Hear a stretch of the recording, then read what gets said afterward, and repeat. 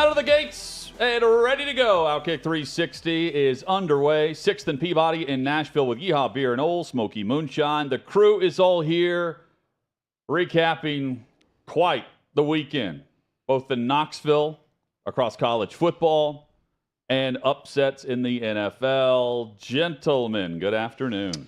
What a weekend it was. Big time in Knoxville. My left hand, I've done something to my index finger from all the high fives and embraces over the course of the game. Is it bruised? Other than that, I think it's some sort of sprain. He's got hug finger. It's bigger. The knuckle's a lot bigger than my right knuckle. Started bothering me. I didn't feel it during the game.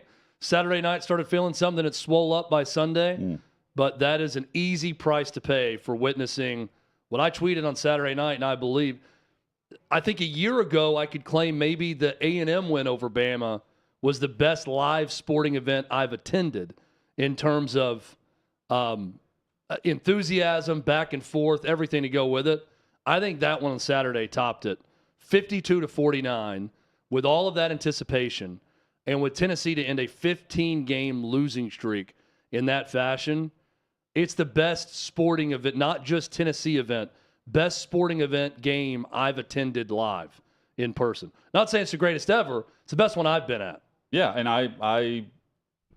I'm right there with you on it. The College Station atmosphere was incredible, but the circumstance is a bit different. You know, A&M comes in with 2 losses. We're comparing it to last year, 53 weeks ago, and the backup quarterback's in, and Alabama's turning it over, a high margin. They have a kickoff return that gets them back in the game. This, while it's an upset, did not have that same flavor to it. This was, okay, there's another team in the top-tier group that has risen over the last year to not just compete but beat Bama. And now you look ahead and think, man, what else can happen for the unbeaten Vols? That was the loudest stadium I've ever been in. It was terrific just to see, they had the lead, a significant lead. Bama obviously did what Bama does and came back.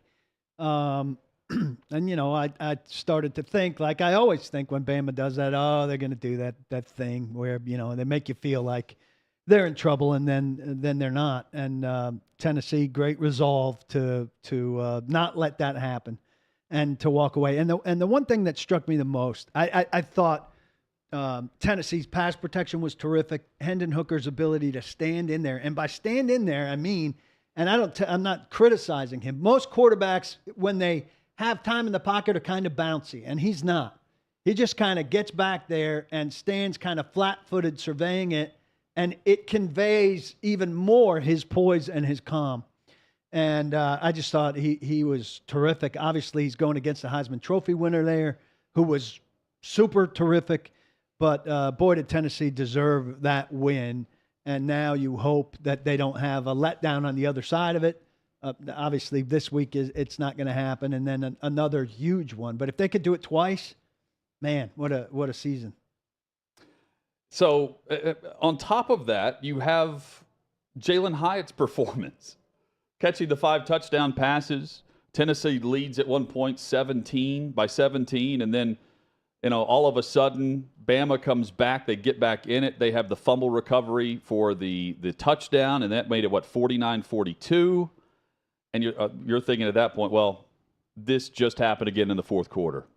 And then they get the stop after tying the game, miss the field goal, 21 seconds left. Hendon Hooker with 2 massive throws, and it sets up the field goal. We saw the murmur across the stadium right before the kick, where it's like, okay, this is quite the moment. Is it going to have enough distance? And then you see it off the foot, and you're thinking, from the vantage point, was it tipped? It's hard to believe it wasn't tipped. And just the way it came off, you just see it floating, but it looks like it's going to be well short the way it's just floating, or it's going to be wide.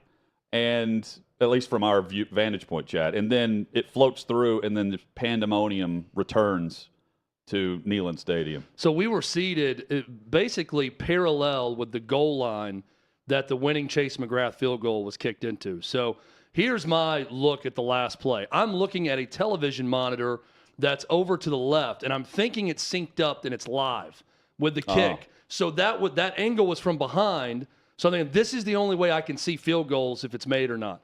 Well, I'm watching it. I've got one eye going to the actual kick, and I realize, Saban didn't use his last timeout. That was surprise number one.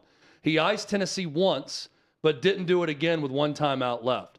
So when he's actually addressing the football, I remember Clay saying, or Allen, our buddy, saying he almost had a false step on the kick where it looked like he stumbled to start or he slowed down his normal approach. I didn't see that because by the time I noticed that the TV was about a second behind, I'm looking back at the ball just knuckling through the air, and I remember saying, it's short. And that's when Clay to my right said, oh, no, it's perfect.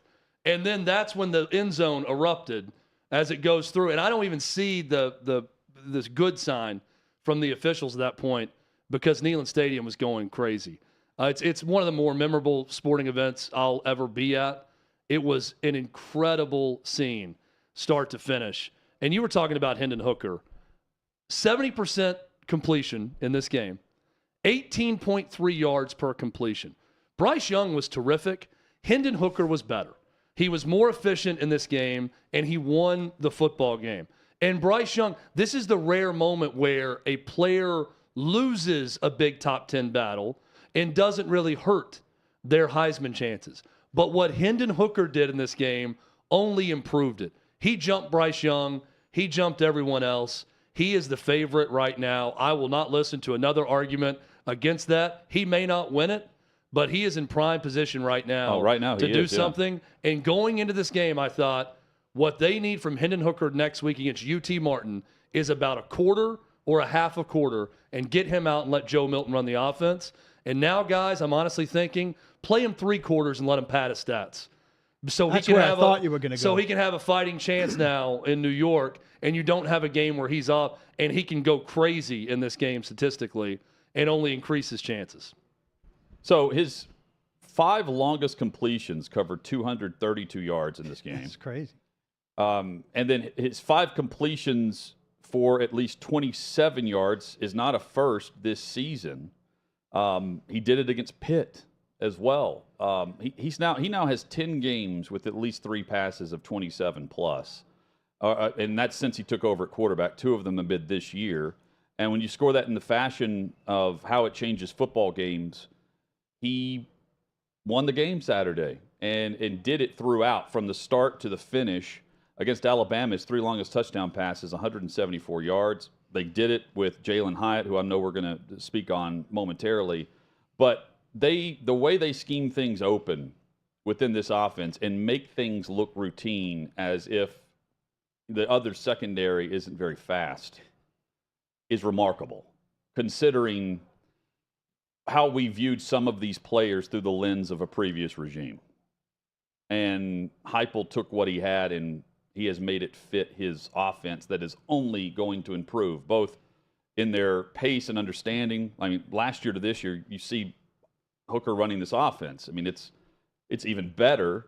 And knowing that, 3 sections behind the end zone, the north end zone, was nothing but recruits, 4 and 5 stars. Yeah, there was like 12 5-star recruits of the recruiting and even more 4-star in the building for that game. I mean, it is it insane what Heupel has done and what Hendon Hooker has done, considering how recent it's been that they've been here and they've been playing or coaching. And it's weird to say this for a team that gave up 49 points and 400 and whatever yards passing to Bryce Young.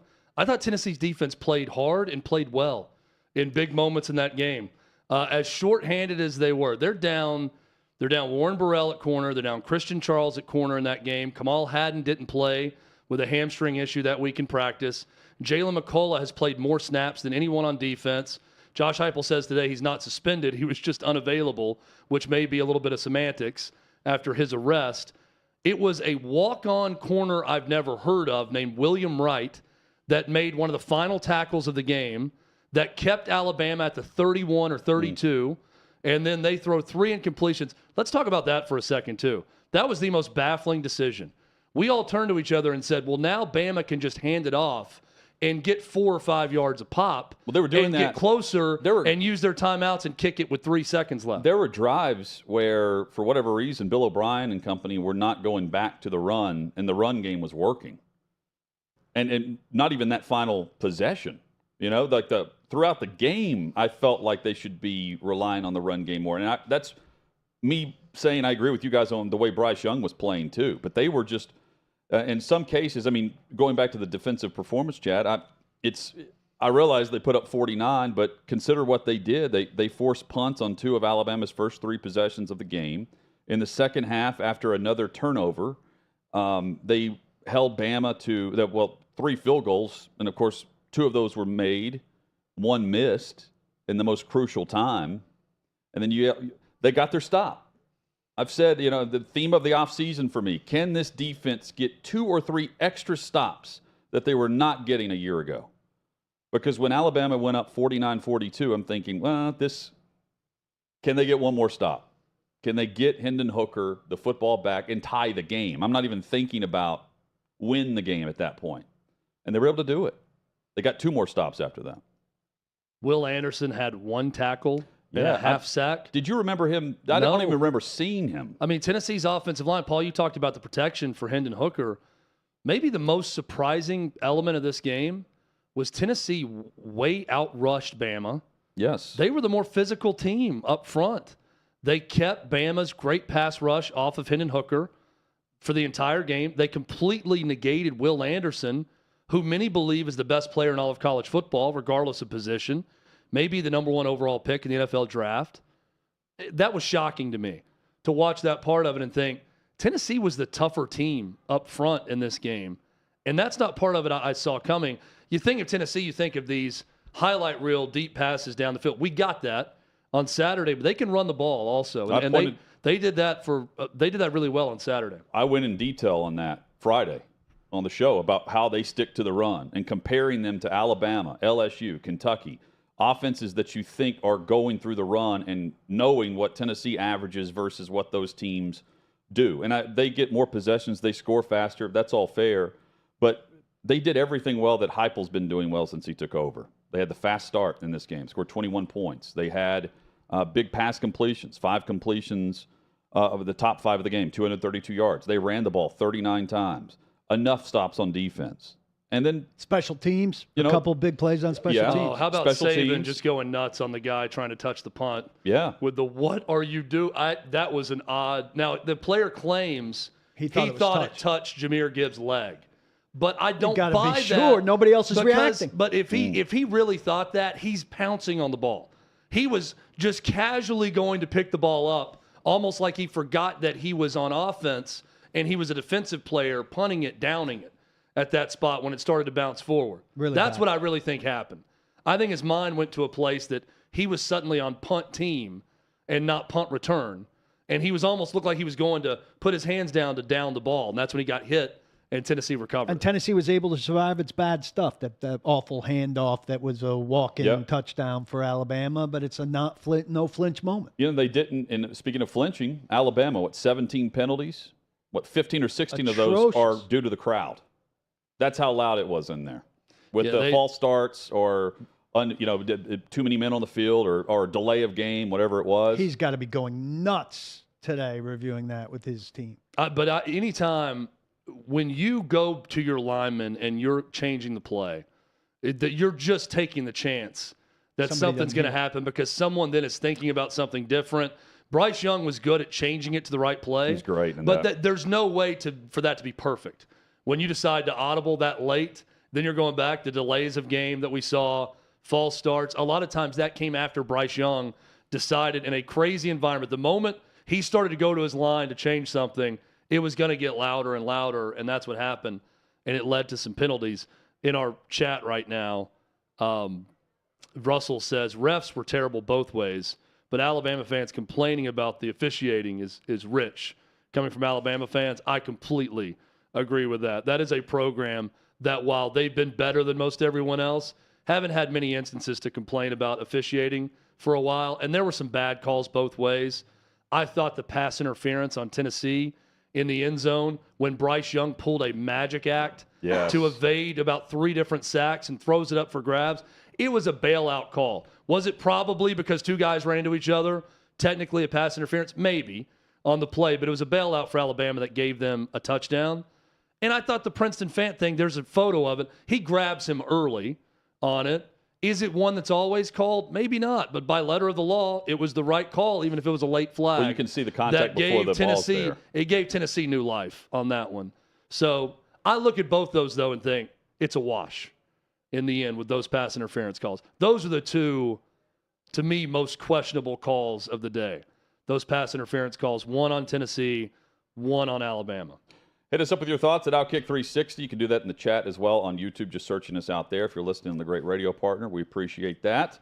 Coming up, we'll continue the discussion of Tennessee and Bama and the AP Top 25. The college football weekend recap is next on OutKick 360.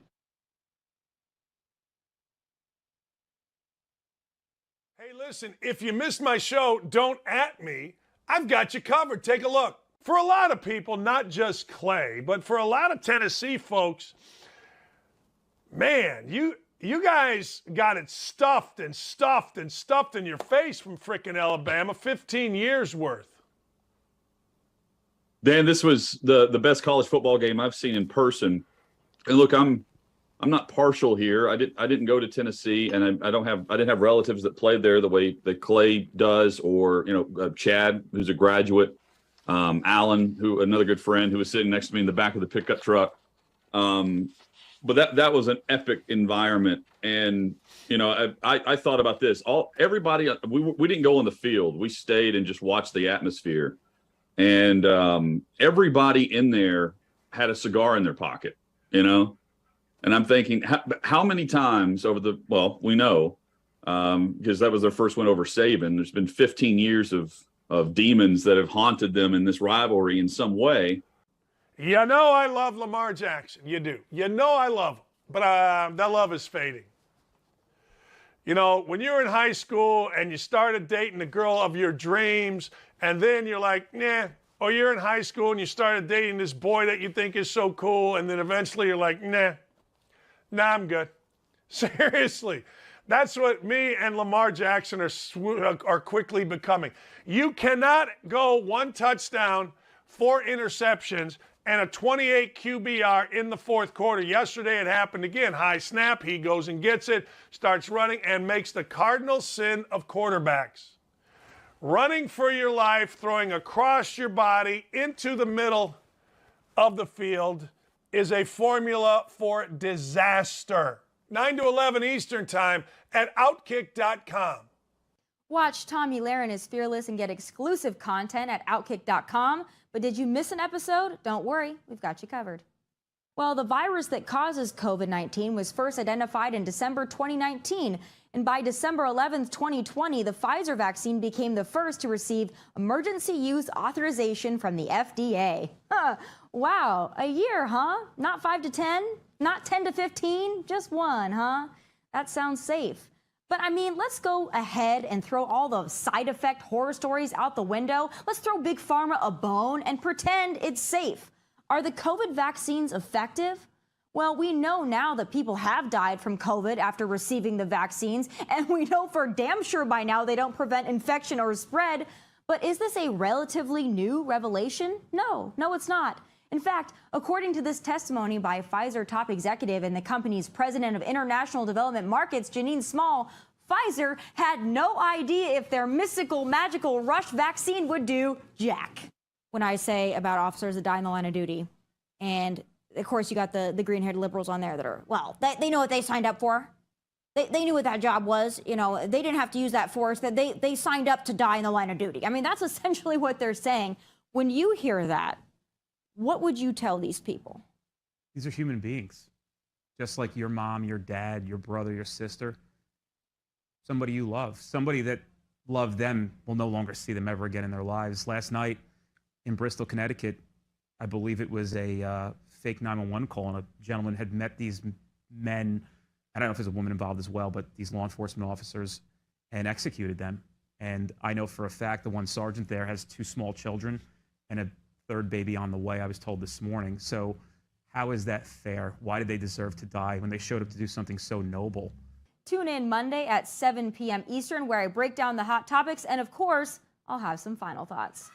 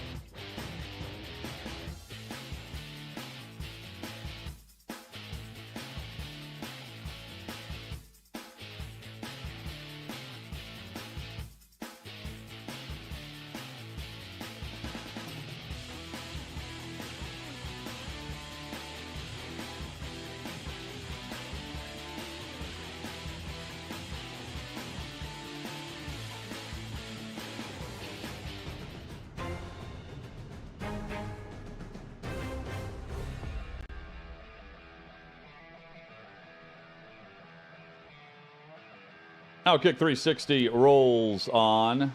What a week of college football with some of the finishes. USC, Utah. Some good games in the SEC. TCU and Oklahoma State. Oklahoma State, yeah. Clemson continues their winning ways. And Syracuse is undefeated. Yeah. And now we have Syracuse and Clemson this week. Here's a look at the AP Top 25. How good does that look to you, Chad? Tennessee up to number 3. Alabama falls to 6, so they flipped. Yeah, they flip here. That's exactly what I called when I said they're going to flip-flop the two of them now. And then you have Georgia. It's the right move. Ohio State and Michigan. Michigan, who throttled Penn State, number 4 overall. Georgia, Ohio State, Tennessee, Michigan, Clemson, your top 5. Rounding out the top 10, Bama, Ole Miss, TCU, UCLA, and Oregon. With the losses, Oklahoma State is down to 11. Penn State falls to 16. Mississippi State at 24 after Kentucky handled them. That was one of the bigger surprises of the weekend. Was Mississippi State was terrible. They barely ran any plays in that game because Kentucky's defense just stopped them quickly. A lot of 3-and-outs for Mike Leach's offense in that game. Big win for Kentucky, big bounce back after losing at home to South Carolina. And Kentucky was not very good on offense either. They just survived in a game where their defense was great and really shut down Mike Leach's offense. TCU, Sonny Dykes took over for a 5-7 team that pushed out Gary Patterson, who was a legend at TCU. And in year 1, he's got them undefeated right now. Great coaching job there. Ole Miss and Lane Kiffin at number 7. They go from one of the best passing offenses in football to the best rushing offense in football this year. So very impressive work by Lane Kiffin. And yes, Paul, I do like the fact that Tennessee right now is in a college football playoff position at number 3, right behind Ohio State and Georgia. We've been talking about James Madison. James Madison got in last week at 25, got picked off this week. So the green wave in there. And I got to say, I like the mascot, the one mascot that we see up here with eyes. Green wave, something different. But good for them. But I was pulling for James Madison because it was such a good story. Their first year with the big boys in the top 25, and they fell out as soon as it happened.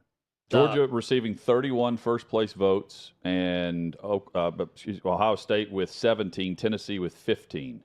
So the gap is closing at the top, and November 5th is just around the corner. 2 weeks, right? With Tennessee headed to Athens. Or 3 weeks. 3 weeks. Because 3 weeks, yep. A game this week, then Kentucky, and then Georgia. So Tennessee's got Martin. Tennessee's got to beat Kentucky. They're going to beat Martin. They got to beat Kentucky at home, take care of business. They should be a pretty sizable favorite in that game from what we've seen from both. That's going to be a night game, just announced earlier, 7 o'clock Eastern time on ESPN against Kentucky. Need to take care of business there, but if they do, you got 8-0 Tennessee traveling to Athens to take on Georgia in what is going to be the second of these mammoth matchups for Tennessee. after this past weekend in Alabama. Does Georgia have an off That'll week? be a game that's for the SEC's championship. Georgia's got the cocktail party on the 29th. They have an off week this week? They're off this week. Yeah. Kentucky's off. Kentucky now gets 2 weeks to prepare for Tennessee. Tennessee has almost a bye week against an FCS opponent this week also. But this will be Kentucky's Super Bowl because they have disappointed based on their expectations so far. And that those fans and that program, since they lost a close one at home last year, they have circled this matchup with Tennessee as a barometer for their success one way or another this season.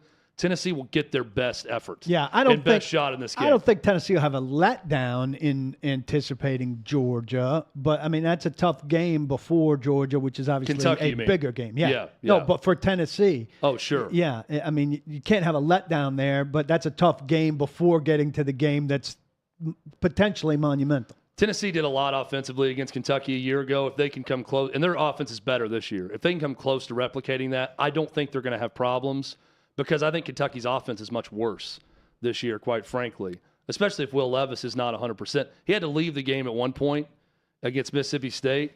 He wasn't great, but he was tough. He made some big plays in the second half. They won when he was in there. They lost to South Carolina when he wasn't. So he's obviously a big part of their team, but that's going to be a game to watch. A couple other things in the top 25 I want to point out also, Big Ten-wise, if we can keep that graphic up there. Illinois is 6-1. Let me repeat. Illinois is 6-1. They've not had a winning season since 2011. Shocking. Penn State got humbled big time on Saturday by Michigan. Michigan's offensive line play and the way they ran it all over Penn State was very, very impressive. Michigan has not been, I feel like, talked about that much. I don't know, it's because they just won the Big Ten a year ago. This is not, some big come out of nowhere story. But they've been really good so far this year. So I was impressed with the Wolverines. Well, I think part of it is they were dominant at the line of scrimmage at this point last year too, and then humbled in the college football playoff. Here's what I mean by that. I'm not, saying they're the favorite to win it all, but they were the Big Ten champion a year ago. So they're 2 spots behind their rival. And that's what I'm pointing out here. Could they beat Ohio State this year? Could they do what they did a year ago? I think so. I think it's going to be a great game when those two get together. So you had Penn State lead 14-13 in that game. And at one lose point. 41-17. Yeah. Then the faucet went off. Yeah, they averaged 7.6 yards per carry, 418 yards rushing for the Wolverines against a team, by the way, that was giving up fewer than 80 yards rushing per game to rank among college football's leaders in that. So that was no fluke performance once they turned things on in this. Georgia was Georgia against Vanderbilt. They win 55-0. And, I mean, you look at it, you think, oh, there was what, 1 turnover in the game. And Vandy had like 150 total yards against Georgia's defense. Not close. That is, look, it's Vandy. Sure. All right, they're bad. But that's a Power 5 opponent. And to hold anyone in today's world of college football to 150 total yards is very impressive. Georgia's a different type of challenge for Tennessee. I think defensively, even though Bama was ranked ahead of Georgia in some metrics going into that matchup, I feel like they're going to be a different level of challenge defensively. I'll also say this. Stetson Bennett is not the talent of Bryce Young. So give the advantage to Bama from a quarterback head-to-head matchup. Tennessee's not going to face a better quarterback this year than they just faced in that game on Saturday, which bodes well for them. Where Georgia is going to be better than Bama, and I'll be interested if Tennessee if they beat Georgia, what the rematch could look like against Bama defensively at the nickel spot with Bullard and Smith for Georgia versus what we saw in the nickel this past weekend from Bama and the matchups that they allowed to happen. And this ties in with Jalen Hyatt, who had a performance of a lifetime, a day that will, it's an iconic performance, no matter how you look at it, with what he was able to do at the moments of this game where he broke away into the open field for massive scores. I'm watching Tennessee go up 28-10 in this game, and I'm kind of looking around Neyland Stadium into the eyes of Alabama fans. And what those eyes were telling me was, is this Tennessee offense legal? How is this happening? I mean, I don't know how you don't watch that offense and almost think, are they cheating in some way? Can you do that? Can you put guys that far off the field? How does Josh Heupel get Jalen Hyatt matched up on a safety against Nick Saban's defense so many times, and he just abuses that matchup one-on-one? How does Tennessee get guys down the field one-on-one, streaking, running just full speed, wide open with no safety help, over and over and over again? It is incredible. Even when Bama was making big plays, Tennessee safeties who are not fast are in the picture, right? They're coming over to help. Guys are making contested catches. They're going up in coverage and making plays. When Tennessee makes big plays, they are running 4 steps ahead of the nearest defensive back, and it's either over their head or they're going to catch it in stride for a touchdown. A couple of the Hyatt plays looked effortless. The one up the left sideline and the one down the middle of the field, he looks like he's playing against children. Tillman had 9 catches for 162 yards against Pitt, and he hasn't played, and they've been winning since then. Like that type of production in a big game early in the season for Tennessee, it was Cedric Tillman, and now they've picked up the loss of that and have just moved forward and just ran their offense. They should have them both for Kentucky, right?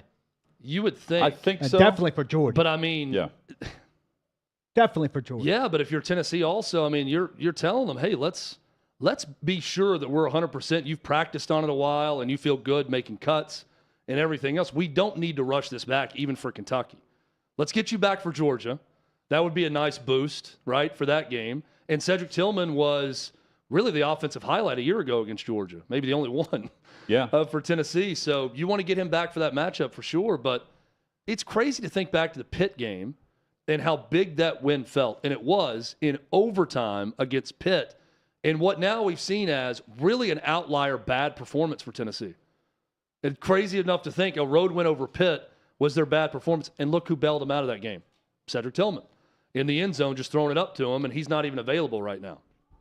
Tennessee's the best first quarter offense since the start of last season. That carried over, and they've been slow stubbed. They scored 13 against LSU in the first quarter. Now, LSU's defense at that point had only allowed 13 points total whenever they faced Tennessee. So Tennessee matched that average in one game versus the entire adding up all first quarter play defensively.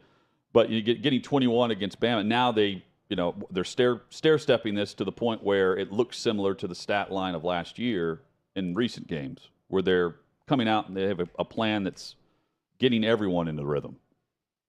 Yes, and speaking of getting in a rhythm or out of a rhythm, how about Jeremiah Crawford puking in the middle of the fourth quarter and then looking at the Alabama defensive lineman as if to say, yeah, I did it. He just nods his head and goes right back into the play. Let's go. Just picturing the running back being tackled into that, like on the next play. I picture if you were you can't hold it back when you got to go, and he was doing it in the huddle. That's the best spot to be, right? Off to the side, because you're going to go and line up in front of it. But if you actually started to line down and puked across from your rush end, he's a left tackle that has to then rush in the vomit or try to get around it. Now, if you want to go for real intimidation, now it's one of two things. Like, okay, my guy is sick, so I'm going to dominate this snap right here as he's throwing up as he's about to play. Or he might vomit on me again if he's not empty. This could be coming at me momentarily. It was almost courteous of Crawford to puke where he did instead of getting right across from the Alabama player and doing it then. Complete gentleman move. Disgusting. But it was great how he's just, you can see his head almost like, yeah, I did it. Let's go. Yeah, you saw me puke. You see the Bama guys like, really? Yeah, I'm throwing up. I need a wipey for my face mask, please. Deal with it. There were a lot of people in Knoxville celebrating and probably doing the same thing, throwing up and saying, yeah, deal with it. I'm throwing up in the street. It's all right. We'll all live with it. He was part of a group that was great against that front, and Will Anderson, going back to, Dane Brugler put this out, interesting stat for Bama pass rusher Will Anderson. He's been held to only one pressure in a game just twice in 35 career college starts. Both of those are against Tennessee, and both of those are at Neyland, October 24, 2020, and then this past Saturday in the upset victory for the Vols over the Tide. We know his least favorite stadium. Yeah. Chad, set the scene post-game as we watched the goalpost be torn down. David Ubben did a great job following I gotta go read this. the goalposts and different pieces of it and where everything ended up. And the craziness that ensued at Neyland and the entire city of Knoxville. on Saturday. It was madness. I mean, from the moment the kick was good, the noise level, but just kind of the release of the fans, and it was instantaneous, the cigar smoke.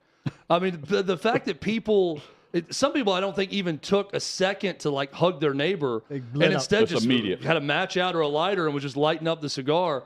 There was cigar smoke that was around us quickly. The fans getting on the field, it was not the fastest rush.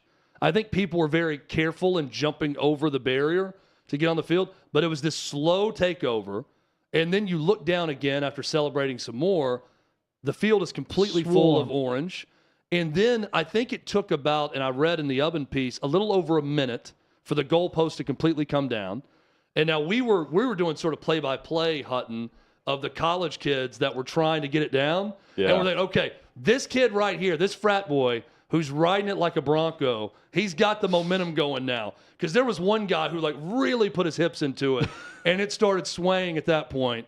And then other people are jumping on it. I'm also watching it, and maybe this because I'm a parent now, but I'm looking at it thinking, someone's going to get hurt by the size of that thing because there's so many people just looking up at the goalpost when it's about to collapse on top of their head. I'm amazed that no one got hurt when that happened. Goalposts come down. And then from that point on, we saw the goalpost. We probably stayed for 30, 45 minutes out in the stadium. Yeah. We saw the goalpost just on the field sort of being toted around by the fans. Dixieland Delight is playing. The whole crowd, no one was leaving except for Alabama fans. The whole crowd was singing Dixieland Delight. The David Oven piece about how they got I'm thinking also it cannot be easy to get those goalposts out of the exits of the bowels of Neyland Stadium and where you want to take it. Well, one of them was confiscated. One of them was stopped because they tried to take it through the south end zone, which the south end zone is the Alabama locker room. So it was so heavily guarded by cops.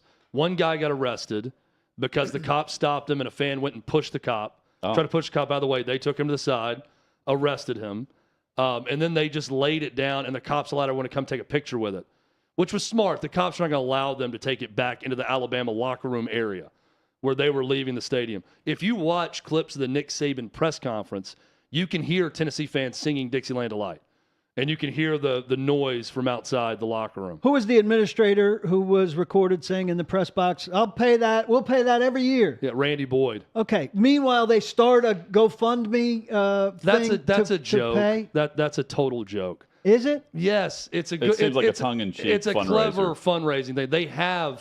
They've already announced they have extra goalposts that they can have it. That's a good way to say, hey guys, you took our goalpost, give us money so we can get new ones. They're just trying to raise money. It's a fundraising effort. Well, I think it's unbecoming to anyone that takes it seriously on a day that everything should be happy and look. If you're a Tennessee fan, you would give them money for anything right now, so you don't care at all. I know people who aren't Tennessee fans are looking at that like, oh my gosh, they're so cheap. They're starting a GoFundMe to get the goalpost back, and the president Randy Boyd doesn't even care about the $100,000. It's a joke though. Like I'm telling you, is it funny? It's a tongue-in-cheek deal about getting money to come in. I thought it looked bad. Well, not the video up top. The video of him saying "I'll pay it every year" is great. But so when you pair it with the tweet, you can't tell it's a joke? When you pair it with the tweet, it looks like it's contradictory messaging. I think Tennessee has extra goalposts. Like they may, buy another backup goalpost with money raised, but they don't necessarily have to have it. I think it was honestly, it sounded like something Danny White would say. Like he's constantly joking on Twitter about, hey, can you please bring back, third down for what? And his response will be, well, if we do it, are you going to be louder this game? Would be his response to a Tennessee fan. Are you going to get loud enough for us to do it? Knowing that he's going to do it. That was my take on it. Maybe it was them being cheap, but I doubt it if the president is saying that they'll gladly do it every week. Have they brought back third down for what? They did for one game. For Florida, yeah. They didn't do it against Alabama. They brought it back for Florida. You wouldn't have heard it either way. No, it was that loud. Look, it was an incredible scene. I've been to many games in Neyland Stadium. The loudest games I've attended loudest moment maybe I've ever heard was 2001 against Georgia. Travis Stevens got a screen pass, ran for a long touchdown. That was the Hobnell boot game right before Georgia marched right down the field and won it. The loudest I can remember a constant theme of noise was 2015 against Oklahoma and Baker Mayfield. Tennessee got up 21-3, went on to lose in overtime. That one was right there with those moments in that game. I wasn't in terms of position. noise. I couldn't sit down and watch the game start to finish, though I saw a lot of it. But again, the crowd shots, I never saw a glimpse of the Bama section. Yeah, it was lighter than usual. That was the least amount of Bama fans I've seen in that stadium in years. I don't know if you saw this too. Nick Saban even said, he was asked about his team playing tight, and he said, we always chant when we walk through the tunnel. Our team's always chanting something. And I got to the front of the line, and I said, why are you guys not chanting? Like, get loose. Let's go. Get ready. They were just dead silent. He thought they were almost taking in the environment. Like, they came out when Tennessee was – because they waited, if you remember, Hutton, for a while with the flag and everything while the tee broke. Yes. Tennessee came out to that noise, and they're looking straight forward at the two Vols signs and the crowd, and they were completely silent. And Saban said that bothered him. I thought you were going to say he couldn't hear them chanting, which was conceivable. But there were a ton of people in there for warm-ups. Yeah. That was the other thing. So, before they ran out, they're up there warming up. So maybe he's right. They didn't play. They played tight when they got down 17. They got down 28-10, and then they started, they went on an 18-0 run at that point to tie it. I don't think their first possession, maybe you can claim that, when they had to punt, they gave up some quick points to Tennessee.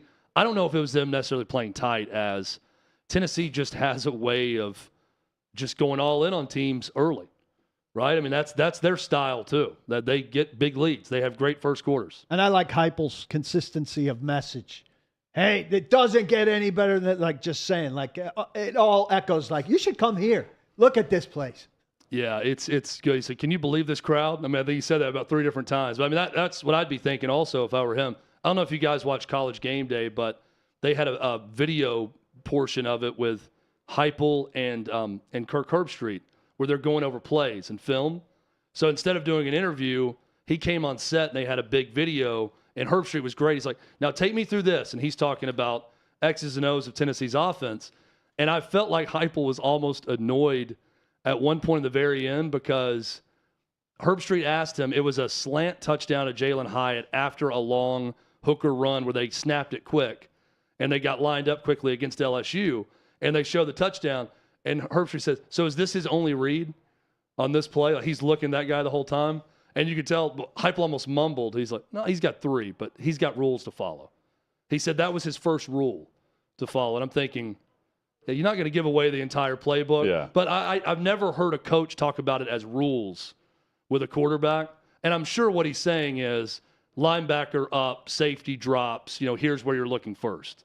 So he's saying he hit his first rule, which was whatever the defense was showing, they were looking at that slant first, and that's where he was going to go first the whole time. Later, we'll hear from Josh Heupel and his reaction after the game. We will also get a big review of the NFL and upsets across the board yesterday in Week 6 and what it all means.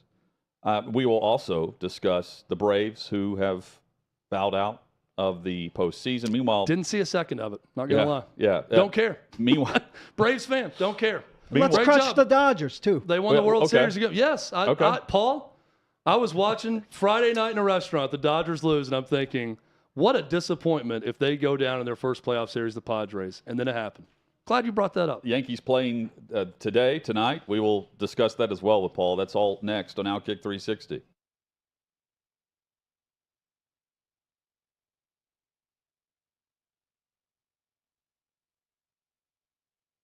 Hey, I'm David Hookstead, host of American Joyride, a podcast where we shine a spotlight on patriotism and American exceptionalism. Take a look. This is something, again, that I really like to ask military guys because I feel like they have unique perspectives, sometimes that surprise people.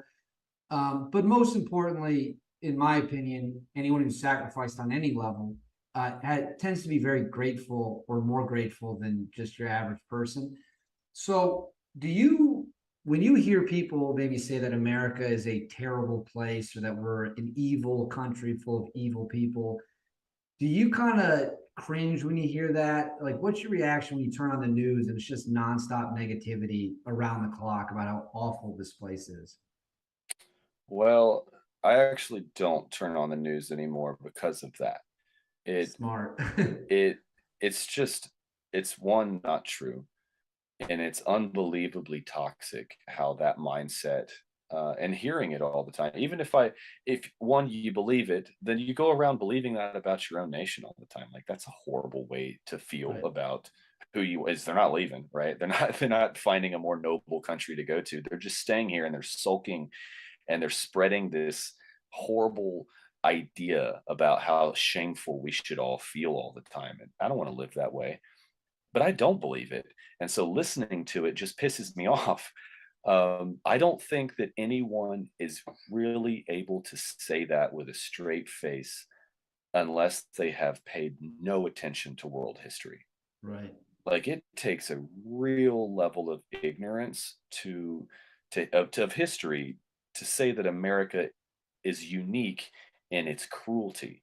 Like, it's just absurd. It's really, we're not void of it, but we are certainly not unique in it. I went on a bender around the time I went to Naked and Afraid because I felt like I could use these books to harness a better perspective and get me through the suffering that I anticipated. And they were recommendations by Jordan Peterson, who I like to listen to a lot of the things he says. He's a very interesting person as well. Yeah. But I read the Gulag Archipelago. I read Mao's Famine, Unit 731. The old Japanese torture unit. Oh yeah, I read the making of, what was it? It was another German book about the psychology of how they got these German policemen to do murders who were just regular cops. Oh, And yeah. I think I know what you're talking about. And it's about how like none of them opted out of it. Like they just all were yeah, okay. I know the book you're referring to. yeah, man, and sort of the peer pressure involved, or the how that happens. I read all of those books, and I'll be honest, it probably took me 3 or 4 months to get over them. Like, Unit 731 with the Japanese torture camps was specifically difficult. The rape of Nanking, that was Right. another one. Holy hell. Like, how could you look at America and honestly believe, like, yes, we had slavery, but slavery was brought here because it was everywhere else, right? Like, this was the place everyone was going. We didn't invent it here, but we did get rid of it. And we killed a whole lot of people to do that. And I think that the people that say that, one, are either trying to be trendy and different, and they just don't understand what the hell they're saying. Make sure to catch every single episode of American Joyride at OutKick.com.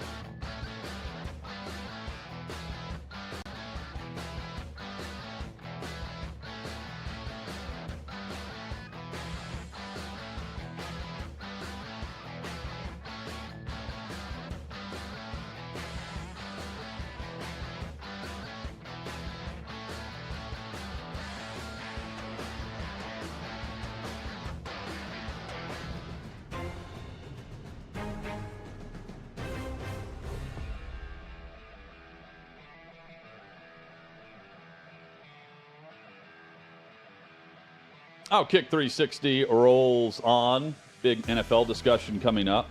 We'll get back to Tennessee, Bama, and an SEC recap. That Ole Miss game was fun. Ole Miss, Auburn. Ole Miss was up big, and then Auburn came back, cut it to 4, 28-24, and then the Rebels took off again. Those Auburn players have not quit on Brian Harsin.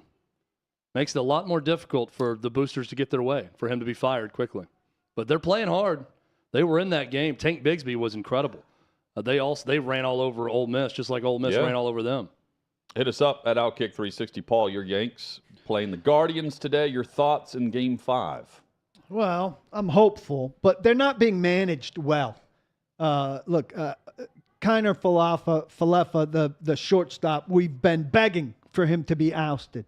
He made 2 plays that were terrible in the game that they lost at the end, including an error. I guess it wasn't judged an error, but a play that cost them like 20 extra pitches for their starter in game, 3. So so we've been saying, play Cabrera there, play Cabrera there, play Cabrera there. They get to an elimination game yesterday, and they finally play the rookie Cabrera there, which almost is infuriating that it takes you to that point. Now, if he's not there today, we're going to kill him. Then then they get to a game, and they bring in 2 of their 3 best relievers in a short bullpen, and they use them for a total of 22 pitches, like they're using them situationally. He's got to bring them in and use them. Then they've got Cabrera, who's a natural shortstop, who's played good outfield for them. They get into a 9th inning where they have a 2-run lead, and he's in left field. Well, they've got Hicks on the bench, who's a natural outfielder. He's done nothing in the series, and they're playing against a bloop team. Wouldn't you put in your best defensive outfield at that stage? Yes. To go catch bloops? And they don't make that move. Boone's managing a terrible series. So I'm concerned tonight, but it's every arm goes. And they got it back to New York, at least. If they lose tonight, is Boone out? I mean, I think they're patient as hell with Cashman and Boone, but I think he should be out for the kind of reasons that I'm explaining. I mean, these are by-the-book analytical decisions that they're not making. Well, win tonight, though, and you get Astros, Yankees, exactly what we expected pretty much all season. With the Astros pitching advantage because they've rested. But you get the series you wanted. And if you win that, you get home field for the World Series because AL's got advantage for the World Series. The 2 upsets in the NLDS. But I'm concerned with the way this is breaking down. Look, the Dodgers I want to bash, okay? And I understand. You got to get to the playoffs, and you've got to perform. They were 22 games better than the Padres, and they won 14, I believe, of 19 in the season series with the Padres. So on the one hand, you say, well, listen, you did it in the regular season. Now the lights are on. Go do it. But on the other hand, they say in a 162 game schedule, they were so much better. And here, all they get is a 5-game series. And if you don't do it, wow, the harsh reality. And it seems almost unfair. Same for the Braves can be said. I think they were 16 or 17 games better in the NL East than the Phillies. And they lose in 4 games. You chase down the Mets and then the Phillies. You look, Spencer Strider and Charlie Morton didn't have good stuff. Strider gets lit up in a 3rd inning in Game 3. They lose. It's our obsession with the playoffs over the long season that has tremendous meaning. That's why, and I think you agree with me on this, got to have at least a 7-game series. It's hard for me. Yes. It's hard for me to get upset about playoff baseball, too upset for that reason, because it's such a long grind of a regular season, and you get to the end, and it was magical when the Braves went on their run last year and played their best baseball at the very end and won it all. It's great, but it just still feels like such a crapshoot. So when you get those teams that all have 3 good starting pitchers, decent bullpens, they all have good lineups, all the teams left in the playoffs, I feel like it's a coin flip with all these teams in every series as to who's going to be playing better. Which starting pitcher is going to have a little bit more? I know how it sounds, and I know it's weak, but for me, for the Phillies or the Padres to be representing the NL as low as they ranked in the whole field, it feels almost like we're being shortchanged. And all I would say is make it a 7-game series. I don't understand why it's not. Because you're barely playing. I know you don't want to play in November, but we've been doing that for years now. And it's only the first week of November. And cut the regular season down to 154. If you're so intent on big playoffs, cut it to 154. And at least for the Padres' sake, they bought in at the trade deadline at that moment. And then put the lineup together that they have. I got 2 big Philly fans in my house. I need the Oh. Yankees to keep going. Please, God. Garrett Cole's done all he can. Yeah, he's been good. He got it done twice. Coming up, Tyler Dunne joins us. We talk tight ends across the NFL based on his new book and recap Week 6 of the National Football League.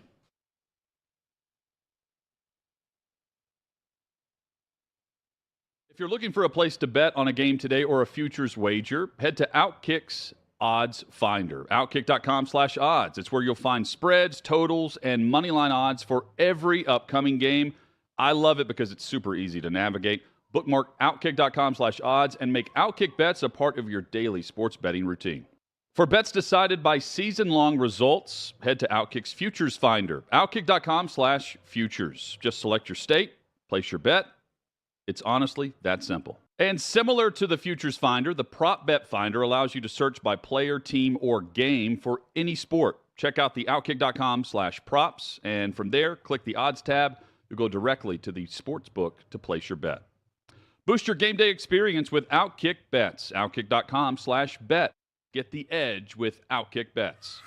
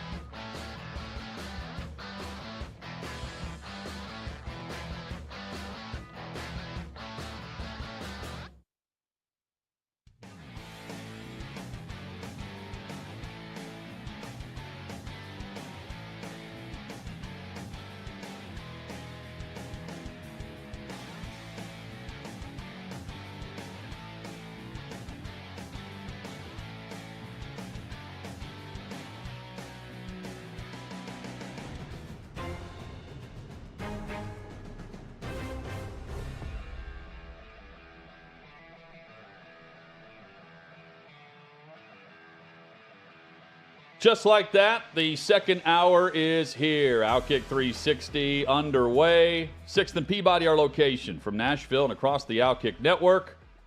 Yeehaw Beer, Old Smoky Moonshine, and tons of football discussion. We've been recapping the college football weekend, big night in Knoxville, and more.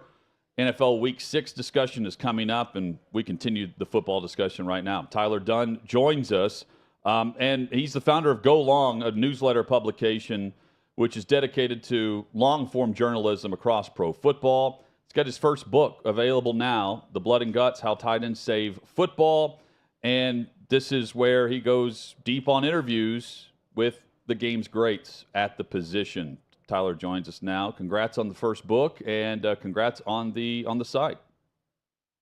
Hey, thanks so much, man. I appreciate it. It's an honor to be here with you guys. Big fan. You do a hell of a job, and God, I feel like your audience loves real football. So this is a great conversation to have. Good to see you, bud. What drew you to the tight ends? I know it's a very interesting position, and that a guy's asked to kind of mash a large defensive end and then behave like a ballerina wide receiver, and kind of the confluence of those two things kind of takes us to both of the things we love about football, and takes an interesting kind of guy. It does. Absolutely. That's what kind of drew me to it, is you have to do a little bit of everything. You can't be a one-trick pony. You can't be with, the linemen just beating each other's skulls in. You can't be with the receivers, being divas and working on your celebrations in the end zone. You have to do it all. And I think what drew me to this topic is the assault on real football, right? We see it year to year, decade to decade, era to era. It softens in just about every way. But at the tight end position, until you make it flag, until you make it touch, and you have to block, you have to tackle. The tight end is going to be football itself. It is football brought to life. And I think really from Mike Ditka all the way to George Kittle, you can see how the position really does preserve the sport we love. And I tell you what, the personalities alone made it worth it. I really just kind of traveled the country, threw back some beers, threw back some drinks with them all. Ditka even had a cigar right there at his golf course in Florida. So to really see from the 60s to when the tight end position was really founded by Mike Ditka to today with George Kittle keeping it alive. I think the sport's in good hands, fellas. I really do. I'm so interested, Tyler, in your conversation with Mike Ditka. Paul said you have to have that toughness to be able to run block, mixed at times in today's game with the ability of a ballerina. No one would describe Ditka as a ballerina at any point, but he's probably a very underrated athlete for his time also. What did you find in researching Ditka as a player? And I'm sure your conversation with him was just terrific. It was. Physically, obviously, he's up there. I mean, like anybody in their 80s who played in that era and, was clotheslined by Ray Nitschke. We got into all those old battles with the Packers. You're going to be hurting later in life. But his mind is still sharp. His memory, he can pull plays. He can pull moments from the first time he stepped on field. And he was like asserting himself as that apex predator, teammates and opponents alike. He was ticked off at one of his teammates for kind of being lazy, gets right in his face as a rookie. There's a guy in the opposition. If he was doing anything, he got right in his face. To answer your question, I think what really blew my mind with Mike Ditka, we don't really know this today. It kind of gets lost in time because he really is that Jerry West silhouette for the league. He really embodies the NFL itself. He almost just disappeared into oblivion. When he got traded to the Philadelphia Eagles, he was depressed. They won 2 games. He was sparring with the coach. He hated football. He hated life. He was out drinking in downtown Philly, waking up in a haze, not knowing where he was, how he got there. He was really lost, and it took a phone call from Tom Landry to really save his career and save his life. And then, boom, he gets to Dallas. He's winning a Super Bowl. He's catching a touchdown in that Super Bowl. Coaches the Bears, wins a Super Bowl, and he's on our TV sets from that day forward. So, that pivot point, I think Tom Landry comes up a few times in the book. All these tight ends had that moment where everything could have fallen apart. Tony Gonzalez, same thing. Rob Gronkowski in a lot of ways where they kind of did plow through it. They worked through it and kept the sport really progressing the right direction, that physical direction.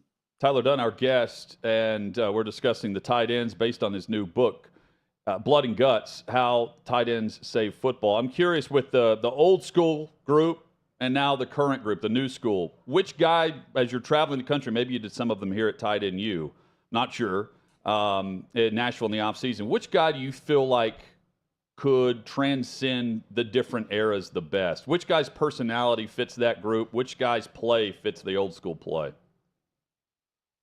Man, that's a great question. I think that, obviously Gronk stands out. I think he's the greatest ever. Kittle, Ben Coates, a lot of these guys really could kind of transcend eras. But I'll throw Jeremy Shockey out there. Okay. And it's weird. He kind of gets not forgotten. I think everybody in New York remembers Jeremy Shockey, especially out at the bars on the weekends. They might remember Jeremy Shockey. But I think that at that time, the turn of the century, for him to really come into the league from the U, where he's just starting fights for the hell of it, because that's what you wanted at the U. If there's a fight breaking out, he's usually in the eye of the storm, and that's how they really kept their edge to bring the U back of that era. Jim Fossil wanted that with the Giants. Day one, training camp, when he showed up and he broke, his holdout, he's brawling with Brandon Short. And we talked all about it at a bar in Miami Beach, where Brandon Short wanted him to, stand up, sing this fight song, go through the rookie hazing, say his signing bonus, and Jeremy Shockey wasn't having any of it. All of a sudden, they're rolling around. They're beating each other up. Jim Fossil's like Jeff Van Gundy, hanging onto their legs at the bottom of the pile. But here's the crazy thing. Like, Fossil loved it. The players loved it. Short loved it. And he really did help bring an attitude to not just the Giants, but I think the whole NFL at a time where it really needed it. They needed just that shot of adrenaline that Jeremy Shockey kind of provided, that linebacker mentality that, oh my God, there's so many stories. We could spend an hour on Jeremy Shockey alone. But I think that, even though, he made 4 Pro Bowls, won a couple Super Bowls, but never was that Hall of Famer we kind of expected, his impact definitely left a mark. When a kid named Murkowski in Buffalo, New York, is writing him letters saying, I want to be you one day. Right. And then he was Jeremy Shockey and then some. I think there was a lot of situations like that where he was needed at that time. I was on the verge of turning 12 when I had my defining tight end moment as a kid growing up, which was in Miami, the Kellen Winslow game, which, you have those games when you're a kid that just stick with you for life. That's an all-time classic game. Where does that fall maybe in your pantheon of tight end games? And what did that do for the position to have a guy having to be carried off the field after he left, to be cliche, left everything he had out there in such an epic game?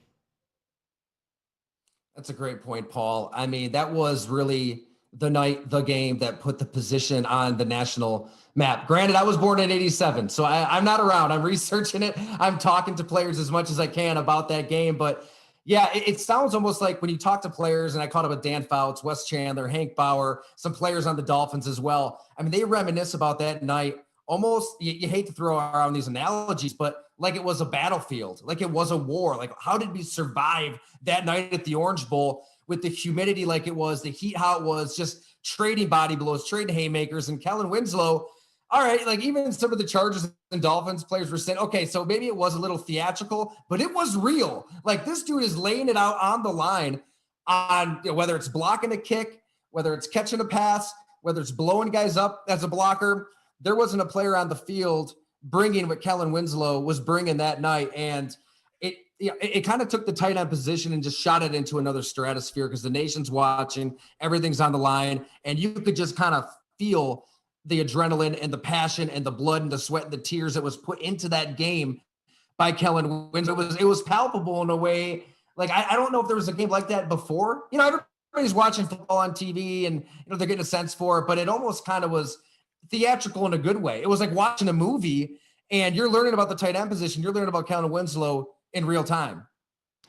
Tyler Dunne is our guest. The name of the book, which is a terrific title, The Blood and Guts, How Tight Ends Save Football. I'm in Neyland Stadium over the weekend, and one of the loudest moments of the game is when a 6'6", 340-pound defensive tackle slung Bryce Young, the quarterback, to the ground on the one sack of the game by Tennessee. Football fans like a little bit of violence. They don't want to see what happened to Tua, and they don't like watching that. But fans watching football want to see hits. They want to see their team get to the quarterback, and they want to see big hits all over the field. You were talking about football fans that like real football. The call on with Grady Jarrett's not real football. The call on Chris Jones is not real football. You've talked to these guys, I'm sure, who would agree with that statement. Tyler, what do you think about that and this direction the game is going? And how does the NFL balance what real football fans want to see while also trying to keep people as safe as possible? I couldn't agree with you more. I mean, that's why I wrote the book, took on this project, traveled the country, trying to find the soul of the sport itself, because I feel like the NFL is kind of lying to itself, right? To sell your product as safe. I get it. It's a business. You're trying to convince mom to let little Joey play Pop Warner football. Anytime there's a Tua Tagovailoa motionless on the turf, it's bad for business. It's bad for the product. I get all that. It's not callous, but football has an element of risk. And all of these tight ends, all of the players that play in this league, they know that risk, especially now with concussion awareness where it is at. But even a lot of guys that didn't, they tell me, Ben Coates, look, he's at his home. He's struggling to get around the house. He to drive. He doesn't want to go upstairs because it hurts so much. He laid it all out on the line through the 90s, hurting from head to toe. He would do it all over again because football does so much good. You know, it brings you out of a place where you were before. So I think that guys, knowing what they know, they can make an educated decision about it. So we just want honesty from the NFL. Just own your violence. Own the fact that there's an element of risk. And hey, if you want to take on that risk, you can. If not, there are other sports. So I feel like too often the NFL tries to have both worlds, right? They want to appeal to the folks who love risk taking and, you know, want to jump out of airplanes and skydive and, you know, drive Jeeps and fight in the octagons. Yet they also try to appeal to what Twitter likes and the safe spaces and everybody who's offended by everything and the overall softening of America. They are react to that. You can't have it both ways. I feel like they're trying to find a middle ground that really doesn't exist. Just be honest with us, right? It's violent. That's okay. And that's why we watch. We watch because of the violence. These are gladiators. These are players in a profession that we can't wrap our minds around. They wake up in the morning, go to training camp, you know, knock each other's skulls in, and then they're in a cold tub hanging out talking about each other's families. You don't do that at the pharmacy. You don't do that at the bank, at the library. It is different. It's a different world, and that's why we watch. So, hey, if you want to appeal to that one group, put the flags in, and let's see how many people watch. We watch because of the violence. I feel like, you know, like anything, you know when you know, right? If it's a cheap shot, you kind of know. I feel like we turned that point in the early 2000s where, yeah, we don't want people decapitating receivers, you know, on a 10-yard in route, obviously. But Grady Jarrett, I mean, that collision, Chris Jones, it's the overcorrection. It's the overcorrection does kind of put the sport itself in peril, I think. And hopefully the backlash is so loud that the NFL doesn't keep it up. But you know what, fellas? What does have me worried is they know come Tuesday, we're putting in our waiver claims, we're plugging in our fantasy lineups, we're gambling on games, and they'll just kind of keep chugging along. So that's what I hope the book does kind of drive home why it's important to have these tight ends who are preserving all this stuff that we've loved since the 50s and 60s. Most of the calls are that we think are egregious are with the quarterbacks, and I'll raise my hand. I don't like where we are on the roughing the passer. I also prefer the top 10 quarterbacks playing all season. So I like the fact that they're at least erring on the side of allowing me to watch good football, and even some of the best quarterbacks right now are not playing good football, but I know they're better than the backup option or the direct snap to the tailback, who, by the way, is not getting the same protection that the quarterbacks are receiving, or the tight ends that you would be talking to for blood and guts. Tyler Dunne, our guest, the new book, The Blood and Guts, How Tight Ends Save Football. So you branched out on your own with Go Long, your Substack, where you've got excellent podcast, and you write long form features, which are excellent stuff. Yours and some of the finer reporters around the league do them. People don't take to them necessarily the way they used to. They don't like to read as much. They don't invest as much time. And your site is kind of like a magazine. So I'm wondering what the challenges of producing a one-man, or you have some contributors, I guess, magazine is in 2022. I'm somebody that's gone out on my own also, but I'm giving people shorter more digestible stuff, and it's tied to a team. So I know who my audience is. Who's your audience? I think my audience is exactly the way you just put it, Paul. It's people who are willing to hit pause on life, on their cell phones, and maybe learn something for 15, 20 minutes where we're all just kind of mindlessly lemmings, like just refreshing apps all of the time and looking at memes and looking at GIFs, and that FOMO is real, right? We all have it. We don't want to miss anything. So we're refreshing Instagram and Twitter and Facebook. But I feel like there are a lot of people who still want to just hit pause on that and learn a little bit about a player. Maybe something they haven't heard before. Maybe there's a profile, there's a side to a player that, they didn't catch on the broadcast. They didn't catch on, a national site. I built up a lot of relationships around the league. So I love traveling the country, sitting down with these guys, and then every so often dropping, an inner working story on what's really going on behind the scenes. Like, for example, the New York Giants, when everything was falling apart last year with Dave Gettleman, Joe Judge, the Mara family, had a lot of sources in their personnel department kind of describe exactly how abysmal and terrible it was to work there day to day, that they really did kind of need to fumigate the building in every possible way. I think you kind of build those relationships up and just teach people something that maybe they didn't know. And honestly, I think that people still want to learn. I think that people still want to take their brains back, in a sense, to know what's going on in this game where, we do have so much at the tip of our fingers. We can look up any statistic at any moment. But at the same time, we're kind of learning less and less. The NFL has become so corporate and such just a monstrosity, a monolith of information, and they kind of put out their own information, and the teams do, and the control access that independent intel is tougher and tougher to dig up. So that's kind of what gets me up in the morning. It's just finding something out that people don't know. Encourage people to check out Go Long, his site, and the book, The Blood and Guts, How Tight Ends Save Football. The two teams you're closest with, the Buffalo Bills and the Green Bay Packers, seemingly going in different directions. How much do you buy the excellence of the Bills? How much would you worry with Packer fans that maybe they are beginning to see the end of the Aaron Rodgers greatness era? Maybe because of what surrounds him more than him.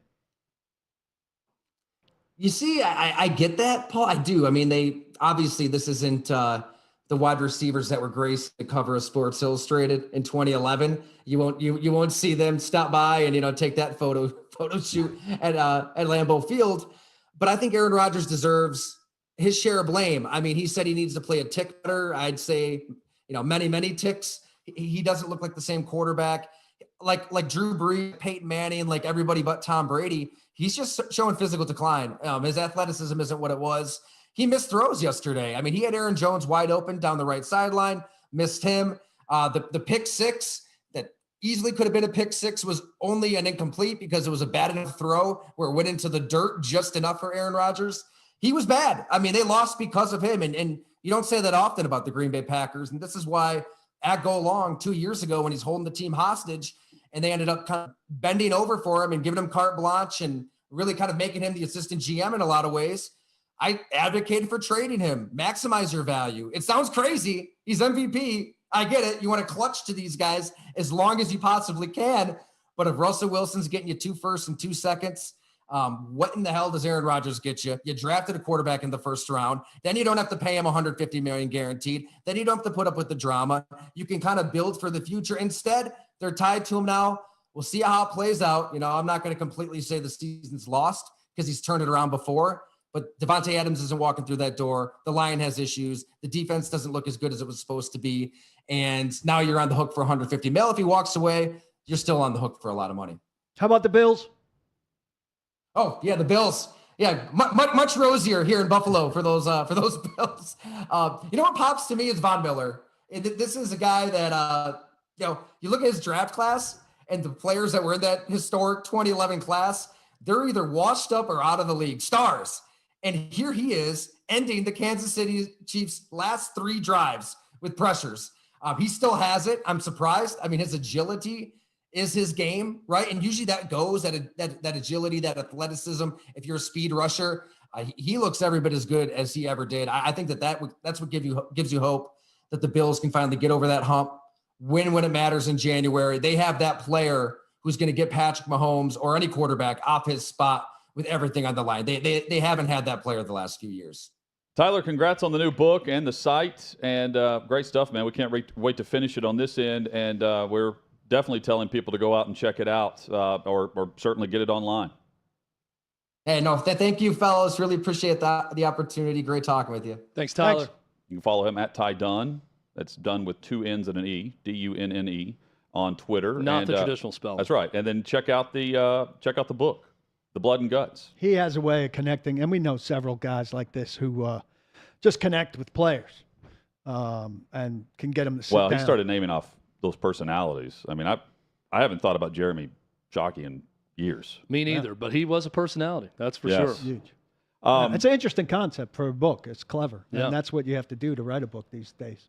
Bills win the showdown against the Chiefs in another fun game. Also, the Giants continue to win as the Ravens continue to give up leads in games. We'll dive in there. Philadelphia continues their winning ways. We recap a crazy Week 6 with plenty of upsets on the back end of some of these top games. That's next in OutKick 360.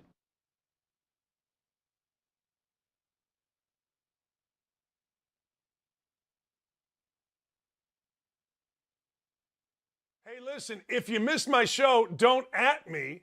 I've got you covered. Take a look. For a lot of people, not just Clay, but for a lot of Tennessee folks, man, you guys got it stuffed and stuffed and stuffed in your face from frickin' Alabama, 15 years worth.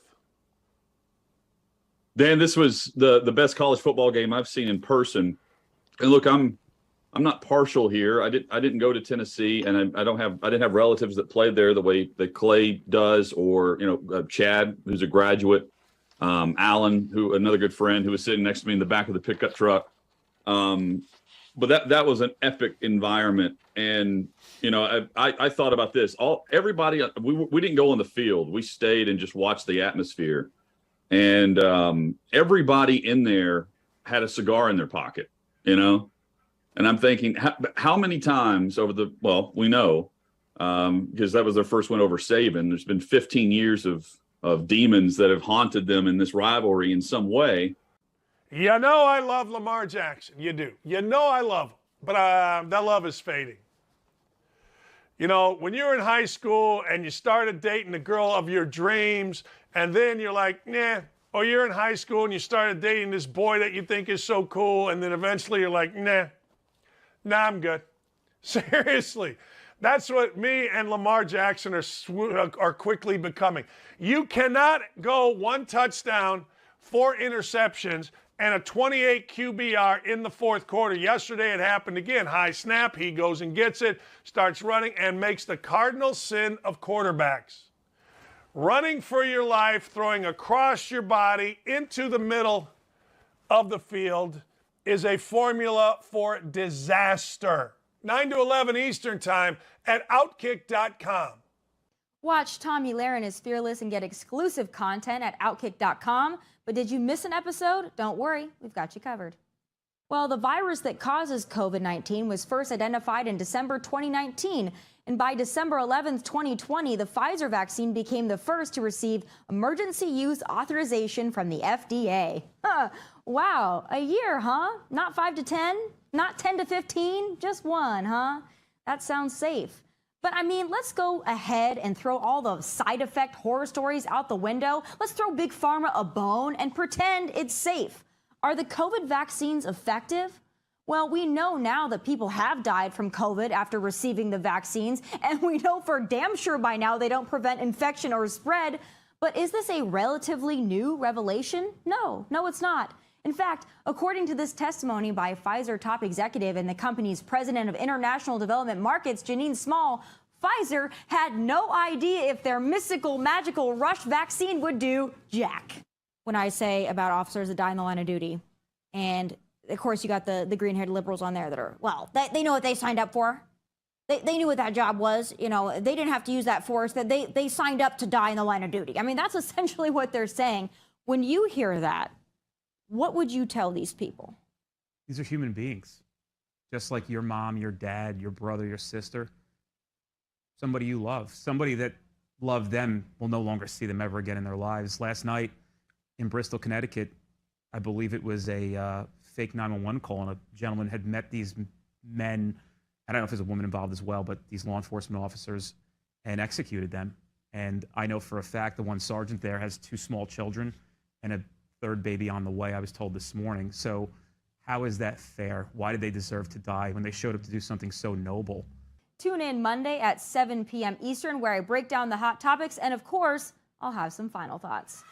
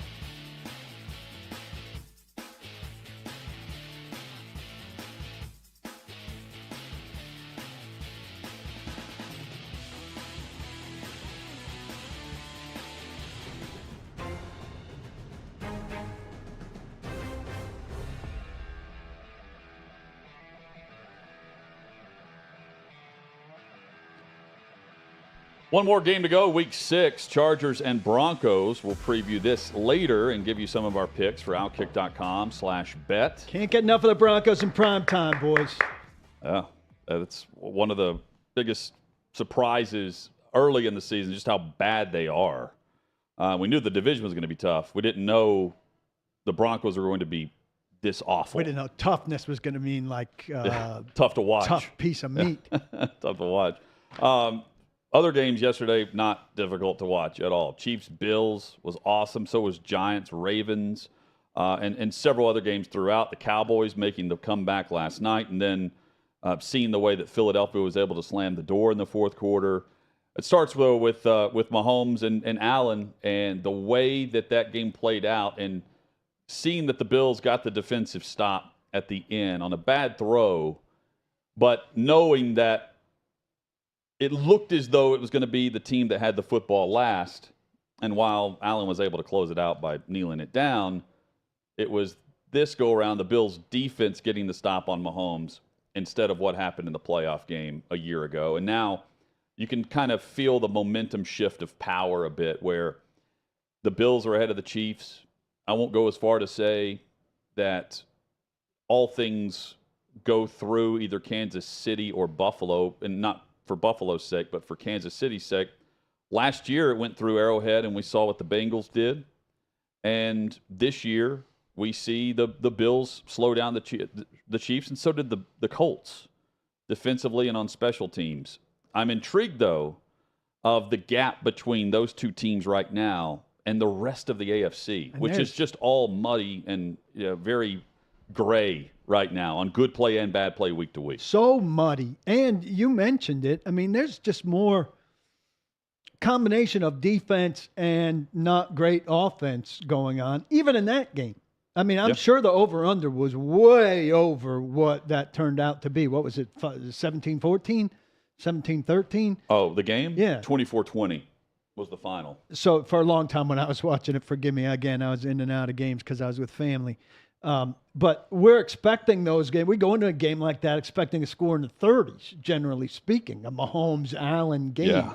And it ends up with defensive stands. When's the last time we were talking about defensive stands at the end of games like Buffalo, Kansas City?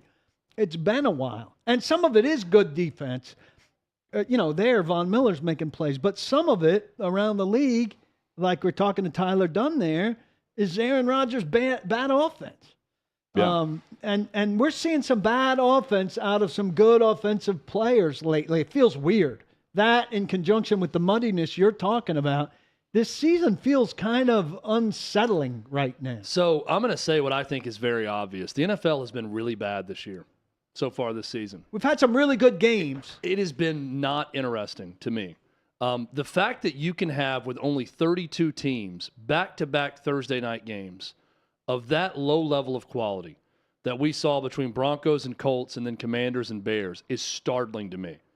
I get that some of these games are throwaway in the preseason because they have to fulfill their Thursday night obligation. In the early season. But it cannot be that bad in consecutive weeks. I was very underwhelmed by that game yesterday. I was expecting a lot more. In a league where the rules are designed to help offense, there needs to be more offense in a game like that. And I think the Bills are a great team. And I'm with you, Hutton. It's hard for me to find Bills, Chiefs. I think Chiefs are good. That's game of the year. I think Bills That's may be close game to of great. the year. And I look around the league and I'm thinking, who's really good? Well, the good teams are in the NFC. Which is not at all what we expected. Yeah, the AFC, I mean, no one's great. But even of the teams with the good records in the NFC, outside of the Eagles, who I think have overachieved big time and have been close to great, I don't know who I'm really – I don't know that I think that I'm going to say the Giants are a great team, even though they have one loss so They're far a great this season. story because they're playing so far over their head. Great Yeah, but they're story, not a great but team. of the teams we thought that could be great, led by great quarterbacks, Packers, Bucks, it's just a disappointing year in terms of the star power delivering. I'm very underwhelmed by the NFL all season. I think that's fair. Well, the play, though, so right now I'm trying to do the math. 22 of the 32 teams are 3-3 or below. And some of it's weird. Is very, very much due to very poor quarterback play. How many great teams did we have last year at this point? Well, I mean, I think the Chiefs were slow starters. Baltimore was 8-3 before they bowed out because Cardinals were big. Lamar Jackson got hurt. Undefeated. Cardinals were 7-0. Packers were the number one seed by the end of the year, right? Yes. Probably consider But them a this great time team. last year, we're talking Mac Jones, and we're about to see the Patriots take off after a slow start. And the younger quarterback started to rise to the occasion. I said preseason, I felt like this was the year that Brady and Rodgers were going to take not a back seat, but a middle seat to some guys that are going to rise and take over. And now that's for the taking. After the quarterback play of what we're seeing with Allen and Mahomes, it's for the taking. We see a guy tonight on Monday Night Football playing for the Chargers and Justin Herbert that needs to grab the brass ring, so to speak. And go. Yeah. No, what you're saying about the muddy, middling play right now certainly creates opportunity for a very exciting November, December. Yeah. And you've got Dak Prescott, who is definitely coming back and been shouting this. There is no quarterback play or quarterback controversy played his in Dallas. way right out of any intrigue. But then there's Jalen Hurts, who they've bought in. Miami is screwed based on Tua's injury. They're a different team without him. They were fantastic with him, and we saw what he did to the Bills. We saw the great comeback against Baltimore. Lamar Jackson's great for 3 quarters, and in the last 2 weeks has thrown really bad interceptions in the final drives of the fourth quarter with a chance to win. But to Chad's point, if you look at the best teams in the league, putting Philadelphia aside, just by record, Buffalo 5-1, we're buyers. Yeah. The next two, the only other 5-1 teams, the Giants, who I think we're impressed by what they're doing. I don't think it's any different than last year. That's my question. And Minnesota 5-1. Arizona this time last year. Minnesota 5-1. I'm not a believer in them at all. And so the next best teams are 4-2. But what I'm saying is now the stretch really begins where we will see a Joe Burrow or a Joe Burrow-like storyline with the team that takes over one of these divisions where you've got 3 divisions right now where no one's above 500. I don't see a storyline play out where one of these guys doesn't become more of a talk of the league. Yeah, that's look. Maybe it's the Cowboys and they get Dak Prescott back. Of the quarterbacks though that we wanted to see step up, and one's because of injury that we haven't, and he was on his way to doing so, was Tua. Jalen Hurts is the guy. Jalen Hurts is in that Eagles offense now with A.J. Brown is the story across the league. I'm just saying, even of that middle group, I agree more with what Tom Brady said when asked about all those teams that were 500. So what I see is a lot of bad football. I don't think it's because the league is so great. I think you got a lot of bad football teams.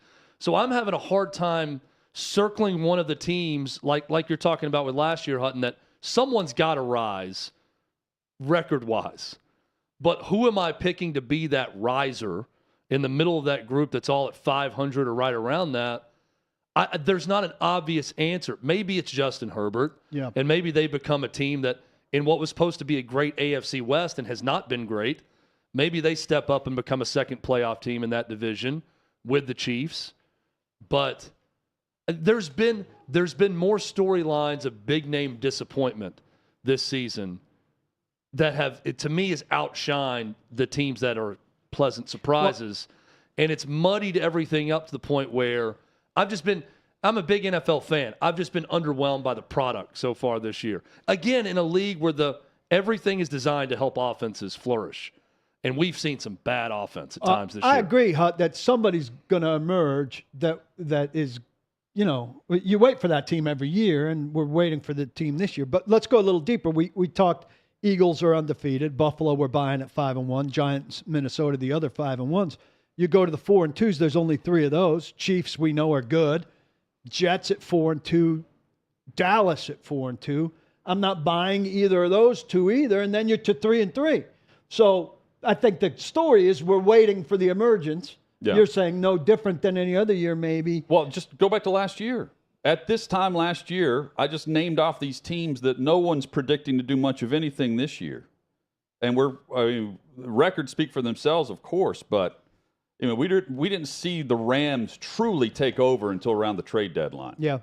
And then the Bengals went on a run on the road where they're not doing much to claim home field advantage, but they went on the road through the playoffs and made it all the way to the Super Bowl. I mean, I think the Giants might sustain it, but I think they'd be an early playoff exit just off inexperience.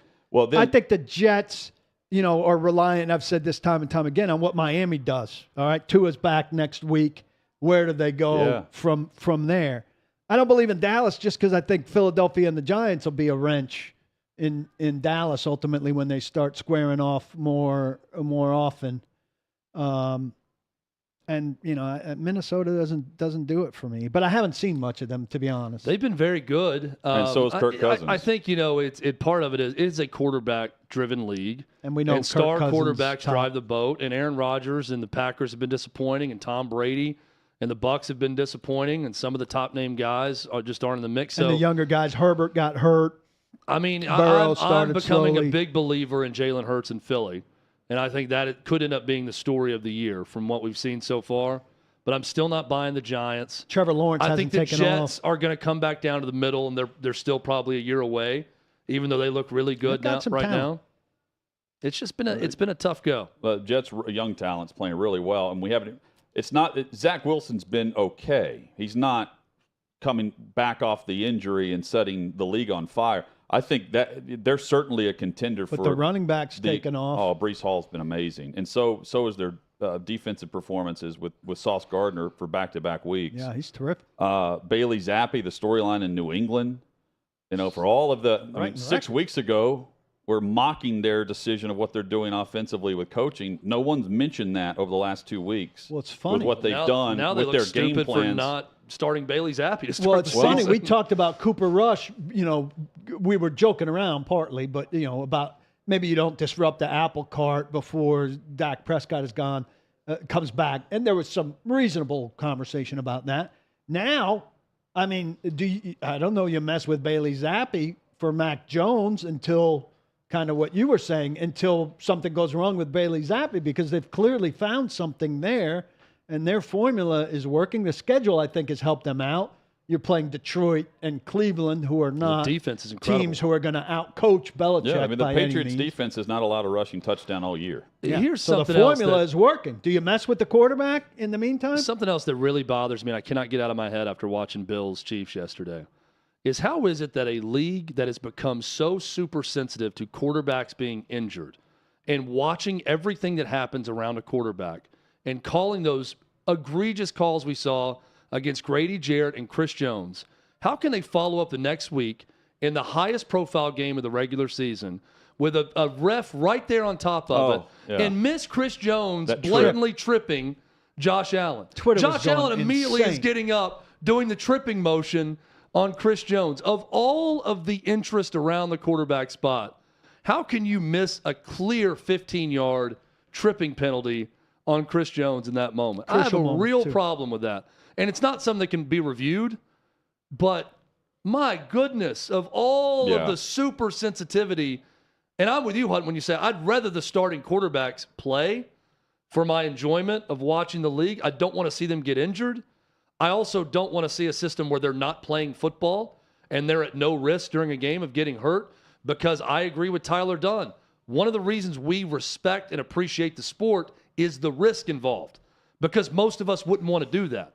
So we watch because we know there is a risk of physical injury on every play. It's part of the reason we watch, but I'm watching that thinking, how do you miss that call? What was the reaction to Schefter's report about Mike Vrabel's email?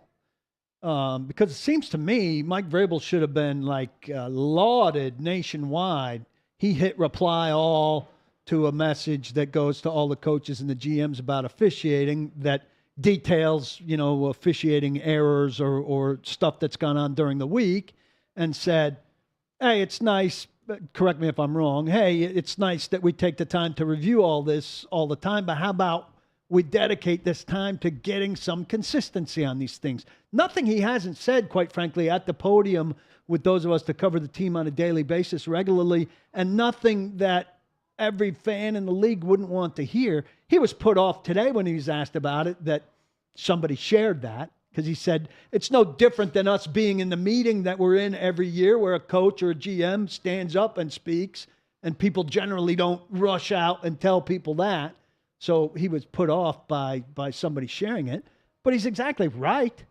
I don't know why he's put off. I mean, why hit reply all if you don't want people to see it? Well, he wanted those people to see it, but he didn't want it to go public necessarily, because the officials get pissed. That's all. He didn't want to piss. Who cares? He's working with the officials. His thing is to try to work with them, not to piss them off, which most of them try to do. Well, his thing in the email was to get them to be more consistent and not be bad. I mean, the point was missed in a swing and a miss. He's hitting reply all. Well, behind the scenes isn't working. Behind the scenes, the NFL's telling us that those penalties are down 51% year to year. That's missing the point. They should be down low, even more than 50% or 51%, based on how bad these calls were. Those shouldn't be flagged. That's the issue. It's not how many you're throwing. It's the ones are you throwing. Are they consistent crew to crew, game to game, quarter to quarter, drive to drive? Big moment. And the answer is no. I think no, as a sporting society, the amount of care we give to officials' feelings, especially at the highest level. But for Mike Vrabel to be, Matt, he's just like most people. They're so concerned with hurting an official's feelings, and we don't do that when we talk about coaches or players or fans even. Any other part of the game, we talk honestly about. We can share our honest opinions. We can tell you when something is blatantly off or wrong. But people among the league, it's as if you can't publicly speak out against awful officiating, and I don't understand it. Arthur Smith answered every question he was asked after the Tampa Bay loss, except for the one where the penalty completely screwed them. And he had to stand there and be like, you know what, I'm just going to focus on what I can control. That's not acceptable. Well, so hitting reply all and expecting no one else to read it isn't working. I think someone shared it because they agree with him, and the sentiment should be, no, NFL, you should work to improve the consistency instead of having a Bill Vinovich crew that doesn't throw any flags and looking at what we're seeing across the league at the very top with Sheffers and others. And it's no coincidence that the crews that are throwing the most penalties are screwing up more plays. Well, I'm sure you'd agree, though. If they agree with Vrabel, they should go ahead and put their name out there with Vrabel if they're going to put Vrabel's name out there. Yeah, but everybody should raise their hand and say it. But Vrabel willing to hit reply all is acknowledging that he's leading the charge with it. Sure. Well, people should join him. I think we would also. Well, he can step out there and be a leader too. He's had no problem throughout his career being a leader. Well, he should be a leader on that and just say, yeah, and most people agree with me, whether they say it or not. The issue is they're not going to do it because the NFL is going to fine them. Right. That's why he's upset that someone put that out there. Because that's no Probably. different now than answering something at a podium about officiating, which they're going to get fined to do because the NFL wants to tell you that the penalties are down 51% on roughing the passer, even though those weren't roughing the passer calls over the last 2 weeks. Yeah. Which is not, that's just missing the point and asking us just to regurgitate the BS that they put out there in their statements. And again, then it boils down all to what you said to, in a large way, and I wrote a little bit about this in a column last week, boils down all to what you were saying to Tyler Dunne last segment. In a large way, the powers that be over those coaches, the owners, they'll take the flack for those calls if they think it's helping make sure we don't see the Mike Glennons of the world on the field, if they think it's somehow ensuring that the Tom Brady's and whoever the other quarterback was are going to be out there. They'll say, bash us all you want for being over-officious on roughing the passer. If it's going to help us make sure that the league's starting quarterbacks are out there, you guys are having a segment talking about the offense isn't good with those guys. So if we put their backups out there, it's going to be even worse. Go ahead and crush us for roughing the passer.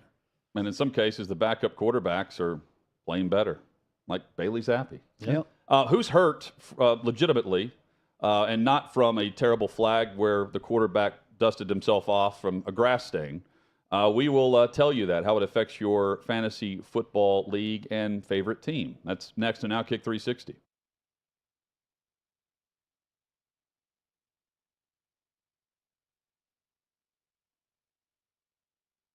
Hey, I'm David Hookstead, host of American Joyride, a podcast where we shine a spotlight on patriotism and American exceptionalism. Take a look. This is something, again, that I really like to ask military guys because I feel like they have unique perspectives, sometimes that surprise people. But most importantly, in my opinion, anyone who's sacrificed on any level tends to be very grateful or more grateful than just your average person.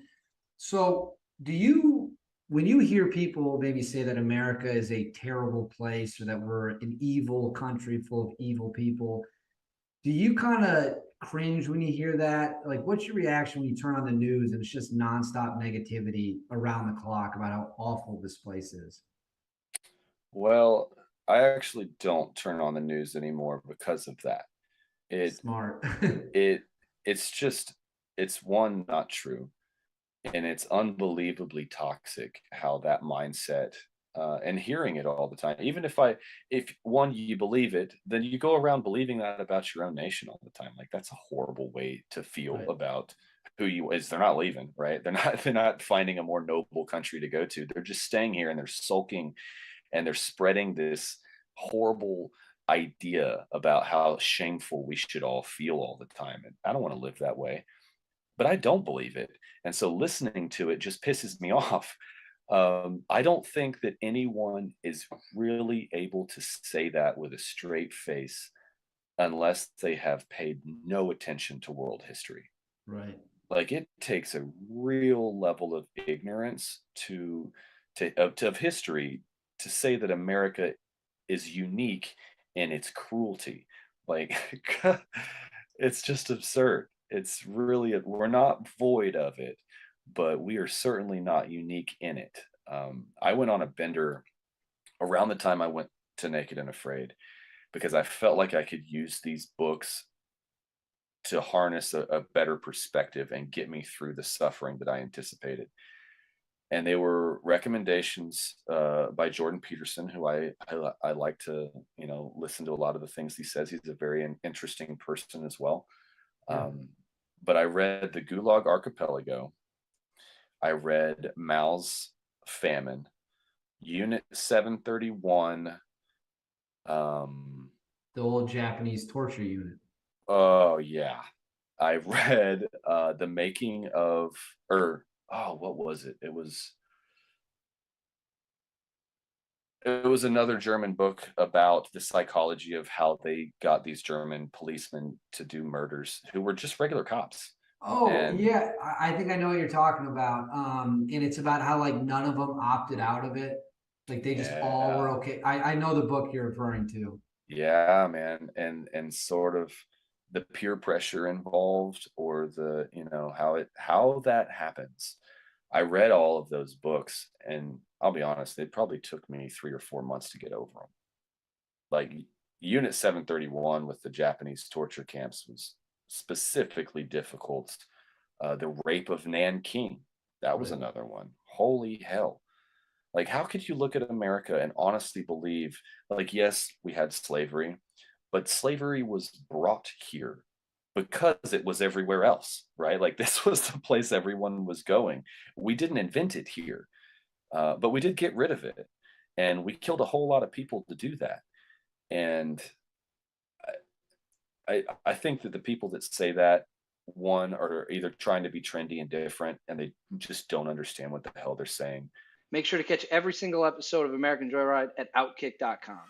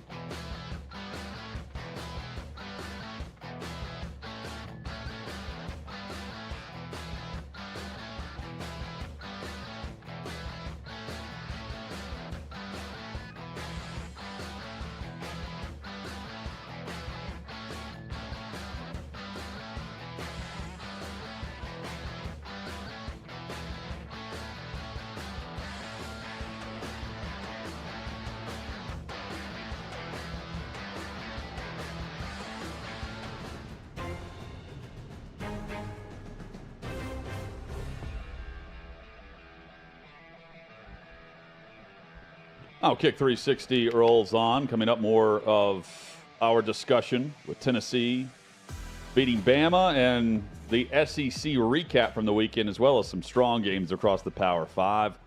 It's all straight ahead in the final hour of the show. Hollywood Brown, wide receiver for the Cardinals, good news there when it was not expected to be good news because he had a significant foot injury that they thought was going to force him to have surgery and miss the season. Turns out his foot is fractured. And I'm not sure of the details with it. Fractured, but he's not going to need surgery, and he can return at some point. Hopkins is back now for the Cardinals, and they trade today for Robbie Anderson, who was asked to leave the sideline for the Panthers yesterday in L.A. He was quite disgruntled. I didn't see any of it. How bad was it?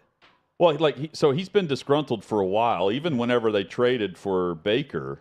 Remember, he had made the comments about Baker Mayfield at the time, and Sam Darnold. I think, was it Peter King who really documented how Matt Rule went out of his way for this guy, all the way dating back to Temple.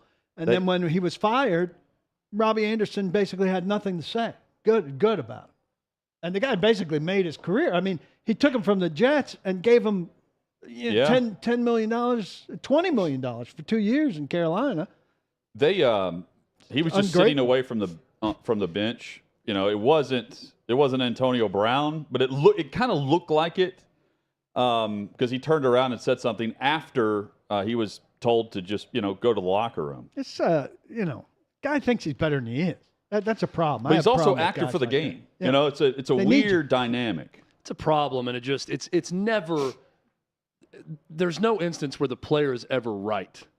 when you decide to separate from your team. You're right about that. Especially as a professional. Yeah, take care of business. I mean, after, I would say, go have I a would say meeting that after. about a high school kid that decides to walk away from the team on the sideline and have a huge. You're going to have moments where you're yelling at a teammate or whatever happens, but you can't take your ball and go away from the team and make a show of yourself while the game is going on. You're just never going to be in the right, no matter how upset you are or how passionately you think you are correct. You're not. Get it together. And Robbie Anderson's not right. Eagles offensive tackle Lane Johnson suffered a concussion last night on Sunday Night Football, and Kenny Pickett did as well. And then Mitchell Trubisky came off the bench and helped the Steelers beat the Bucs, one of several upsets. That was the biggest upset, by the way, of the season. Right after I took him out. 9.5-point underdog, and they win at home over Tampa. Tennessee wins at Neyland over Bama. We recap that game next. What's up? It's Hutton, OutKick 360. It is time for the 363 in 60. All right, first question. Why are you a better team player than Clay Travis when it comes to the OutKick Fantasy League? Because I actually follow through on the punishment. D-back play, D-back. And if you owned an NFL team totally brand new, you had to name it, pick the colors, the mascot, what are you picking? The Alphas. That's the name of my team. And I'm moving to either Vegas or LA for a third team in LA or a second team in Vegas because everyone wants to go out west amongst the NFL owners. F, marry, kill, breakfast, lunch, or dinner? I am killing breakfast because I don't eat breakfast. I am marrying lunch and effing dinner for sure. I can carry over with 1 meal per day if I had to. Absolutely no breakfast for me.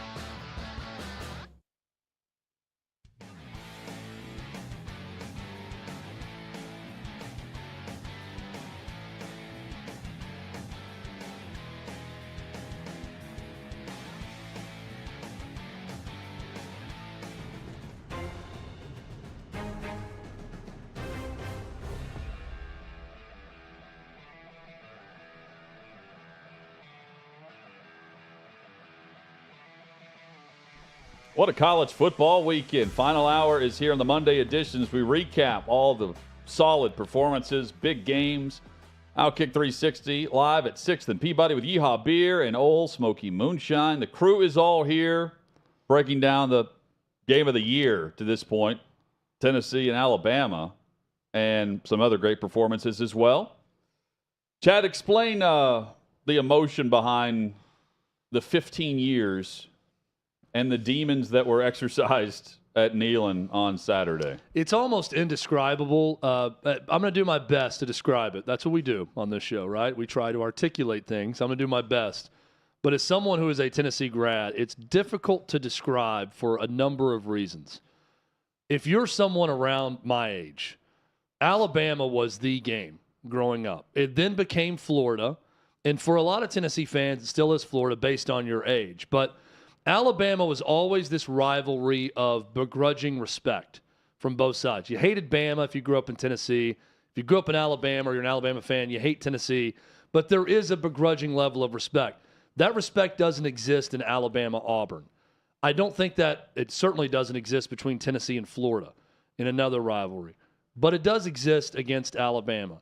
And most Tennessee fans had just conditioned themselves to believe, like me, that as long as Nick Saban was alive and coaching the Tide, Tennessee would never beat them. Just was not going to happen. Everything lined up this year where you felt like they had a chance. You felt like it was going to be a good game. I still picked, I think, Alabama to win 38-30 going into the game. I thought they'd win close as well. But like they traditionally do, even when tested. I'm not going to cry like Clay did. I'm trying to fight back a sneeze right now. Okay. I'm serious about that. I'm not getting choked up talking about it, but I've almost sneezed 4 different times. I feel like he's getting choked up. Somehow held it back. But to play in a game that had that level of hype and to play that well, I don't think, unless you're watching Tennessee week in and week out, to consistently see them rise to the challenge every single week is so refreshing. I knew going into the game that if Tennessee lost, it wasn't going to be because the moment was too big for them or they'd play scared or they would play uncharacteristic to what Tennessee is. They were going to stay aggressive. They were going to try to not punt the way they have all year. Josh Heupel says punt is a bad word in our locker room. They were going to beat Tennessee and what they've been under Josh Heupel. They would just get beat by a more talented team. And Alabama is the more talented team. And Bryce Young played great. Played his best game of the year. He played his best game of his career statistically in this game and was a magician at times. And Tennessee still won. Tennessee had the big turnover that led to points immediately on the fumble, and they still won. Tennessee was the more physical team up front, protecting Hendon Hooker, getting to Bryce Young and at least pressuring him, even though they only had the 1 sack. He was uncomfortable. Tennessee won. It never felt for a moment like those two teams weren't deserving of each other. And even when Tennessee would occasionally play close to Alabama, which was few and far between in this series, or have chances to hang with them for a half, it always felt like Bama on the other side, right? Well, it's Bama. So Bama's going to do what Bama does, and Tennessee's going to do what Tennessee does in the series, and Bama's going to win the game. And on Saturday, it just felt like Tennessee was on equal footing throughout, and it was Tennessee that found 2 plays for 45 yards in 13 seconds with 15 seconds on the clock and kicked the field goal and beat Bama. For anyone that's been following Tennessee football or is a fan of the program, you understand exactly what I'm saying with that is the biggest win this century. There is no bigger win than that one. The only one that rivals it came a week before a big loss, and maybe the biggest loss of the century. And that's 2001 going to Gainesville and beating Florida 34-32. They followed that up with a chance to go play for another national title with a loss to Nick Saban and LSU. So to come full circle and beat Nick Saban and get to 6-0 for the first time since 1998, when they last won a national championship, is beyond words for Tennessee fans. Now, let me offer just a quick word of advice to Tennessee fans who don't care for my advice whatsoever, so it'll just be a quick word of advice. You just beat Bama. It's been 15 years, the whole Nick Saban era. You hate Bama more than you've ever hated Bama because they're more insufferable than anything you can imagine. So, finally returning to a pinnacle.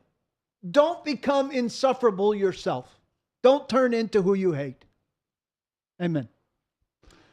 Well, I think that they're not going to follow your advice on that one, Paul. Yeah, I think probably Tennessee not. fans are ready to be insufferable because they've been kicked for so long. They're just, they just believe everyone hates them anyways. But this was a rare Saturday where everyone loved them. I don't know if you guys saw this. There's a clip going around everyone loved of in the swamp when it was tied up, I think 7-7 at the time. They announced that Tennessee beat Alabama at the Florida LSU game, and the place erupted in cheers. Even Florida was cheering for Tennessee to beat Alabama in that game. Everyone that's not an Alabama fan, The whole world. was orange tinted on Saturday for one day, watching the conclusion of that game. So I think you guys will know where I'm coming from on this because They'll hate Tennessee soon enough. there's a lot to really love about Alabama and how they go about doing what they're doing with so many mistakes that they make. But that's also while you say, that's still Bama on the other side. I thought, that was still Bama Saturday. But Tennessee has jumped up a notch, much further than I would have expected in year 2 for Josh Heupel, because I thought they could take over the third best team in the SEC, but I still thought Georgia and Alabama would be Georgia and Alabama. A couple of things with Bama, though, that we've seen, and that this is just who they are at this point. They have a great collection of talent, but we still see. So last week, A&M, 4 turnovers. They missed 2 kicks. Milrose playing at quarterback. They get Hurts, they get Bryce Young back. Hurts. They get Bryce Young back, and he has a career day. But we still see the special teams error that turns the football over after Alabama actually forced a punt in this game. They have 17 penalties, most of those based on the crowd or mental error. Most in the Saban era penalties. And, they missed the 49-yarder with a chance to take the lead and force Tennessee to go down and tie the game instead of just win the game. It's odd because I have not viewed Alabama through that lens, but at the same time, Tennessee played the game of the century, and Alabama still did all this, and it took a final drive with 21 seconds to go to beat them after leading by 17. Barely 18. made it over the crossbar. 28-10. Yeah, that's right. So, consider the start, the fact that Heupel's going for the Hail Mary at the end. He's going for it on 4th down where the play was there. They missed it. And they have the kicker, that wobbly knuckle kick, go through. Tennessee's really, really good. The Vols are for real. But the fact that Alabama continues to make this the routine, where that tells you where Tennessee is up to and how it's really difficult to beat them even when they're not playing all that well. That's my point. And also consider, they've had how many first-round draft picks at wide receiver over the last 4 years? Just going a out lot. into They the suck league. at wide receiver this year. There's not an elite guy there. Alabama, The 3 Tennessee receivers on the field were better than any receiver I saw for Alabama in this game. Which is crazy. That is remarkable. when you consider who's marched through there, like you're saying, over the last several and years. this is all transfer portal stuff. Alabama's up to 66 penalties, most amongst the 131 schools in FBS. It's been uncharacteristic Nick for them Saban's last not 2 years. sleeping over But that. that's why they lose a game, but they've lost to doing this. They've lost to Georgia, and then Georgia came out of. They had a quarterback that just took over the playoff, right? And their defense was all-time great. Supremely gifted. And they lose to a backup quarterback at A&M where they have to have everything go their way with kickoff returns. Perfect day. And I'm not taking anything away from Tennessee. I'm looking at Alabama going, this is what it takes to man, beat them. Tennessee put up 52, the most that we've seen in the Saban era, and the most since, 1907? 1907 for any Alabama team. And yet it still came down to that moment. And here's why. Those receivers for Alabama are still bigger recruits than Tennessee's. Well, yes. They've got better 5-star talent, even at 2nd and 3rd string, than everyone in the country except for Georgia and Ohio State, who can be on par with them from a talent perspective. That's why even when Tennessee plays great, Tennessee was so much better coached than Alabama in that game. In the secondary and at Josh Heupel You're right. whipped Nick Saban and his entire staff. Tim Banks whipped Bill O'Brien and Alabama staff. Here's what kept Alabama in it. And I said this throughout the game. Everything Tennessee did looked easy on offense. Guys are wide open. They're hitting bombs. They run a slant and it's wide open. They run the ball with ease. It felt like most everything Alabama did was difficult. Even the deep balls down the field, outside of one bust on a 2nd and 24, it's well covered. There's guys making plays. Bryce Young being Bryce Young, dropping it in a bucket one time deep down the field. Bryce Young getting pressured and rolling around and making guys miss and making something happen. It felt more like what Alabama was doing was, let's snap the ball and I'll run around like it's a sandlot game and I'm going to find someone wide open. And what Tennessee was doing was calling the perfect play and executing it time and time again with their offense. And I thought it looked much easier from Tennessee's perspective. I just thought Alabama's players played great. They made mistakes. There were too many penalties. But I thought their dudes were dudes. Cameron Latu was a dude. Bryce Young was a dude. Jameer Gibbs was a dude in that game. And should have gone to him more. Go down the list. I said it throughout. I don't know why they don't run the ball more. They started to get Tennessee's defense a little bit softened in the 2nd and 3rd quarter and kind of went away from the run. So what we don't know, and this happened, if it happened once, it happened 30 times in the game where Bryce Young's changing the play at the line of scrimmage. And so 2 things on that. I don't know what they went to with a run-pass option, and he checks into the pass play based on what he saw. So we don't know all of that. But there were times where every time they were handing it to him, he was getting his yardage. Also, I mean, the penalties, going back to the penalties, so 66, right? Is what 66 for the season, yeah. That's 17 more. 17 on Saturday. That's 17 more than the second-place team that's most penalized in the conference right now, which is Arkansas. And I mean, that's unfathomable. So think about it from this angle. What's the final score if Milroe had to play? It's a blowout. Tennessee by 28. But thank goodness he didn't, because now you see the comparable. Yeah. It helps Hendon Hooker in the Heisman race. It would not have felt the same. It's more legitimate. Right. It's a legitimate win. If you not that it's illegitimate if you beat them under any circumstance. Yeah, it's affirming. Because absolutely. You still beat Bama and they still won against Texas A&M Bama's with got an Milroe. Excuse. And they still probably stormed the field. Tennessee fans do. It feels a lot better having beat Bryce Young, and Bryce Young played great. Yes. And that helps individuals like Hendon Hooker in the Heisman race, but it helps.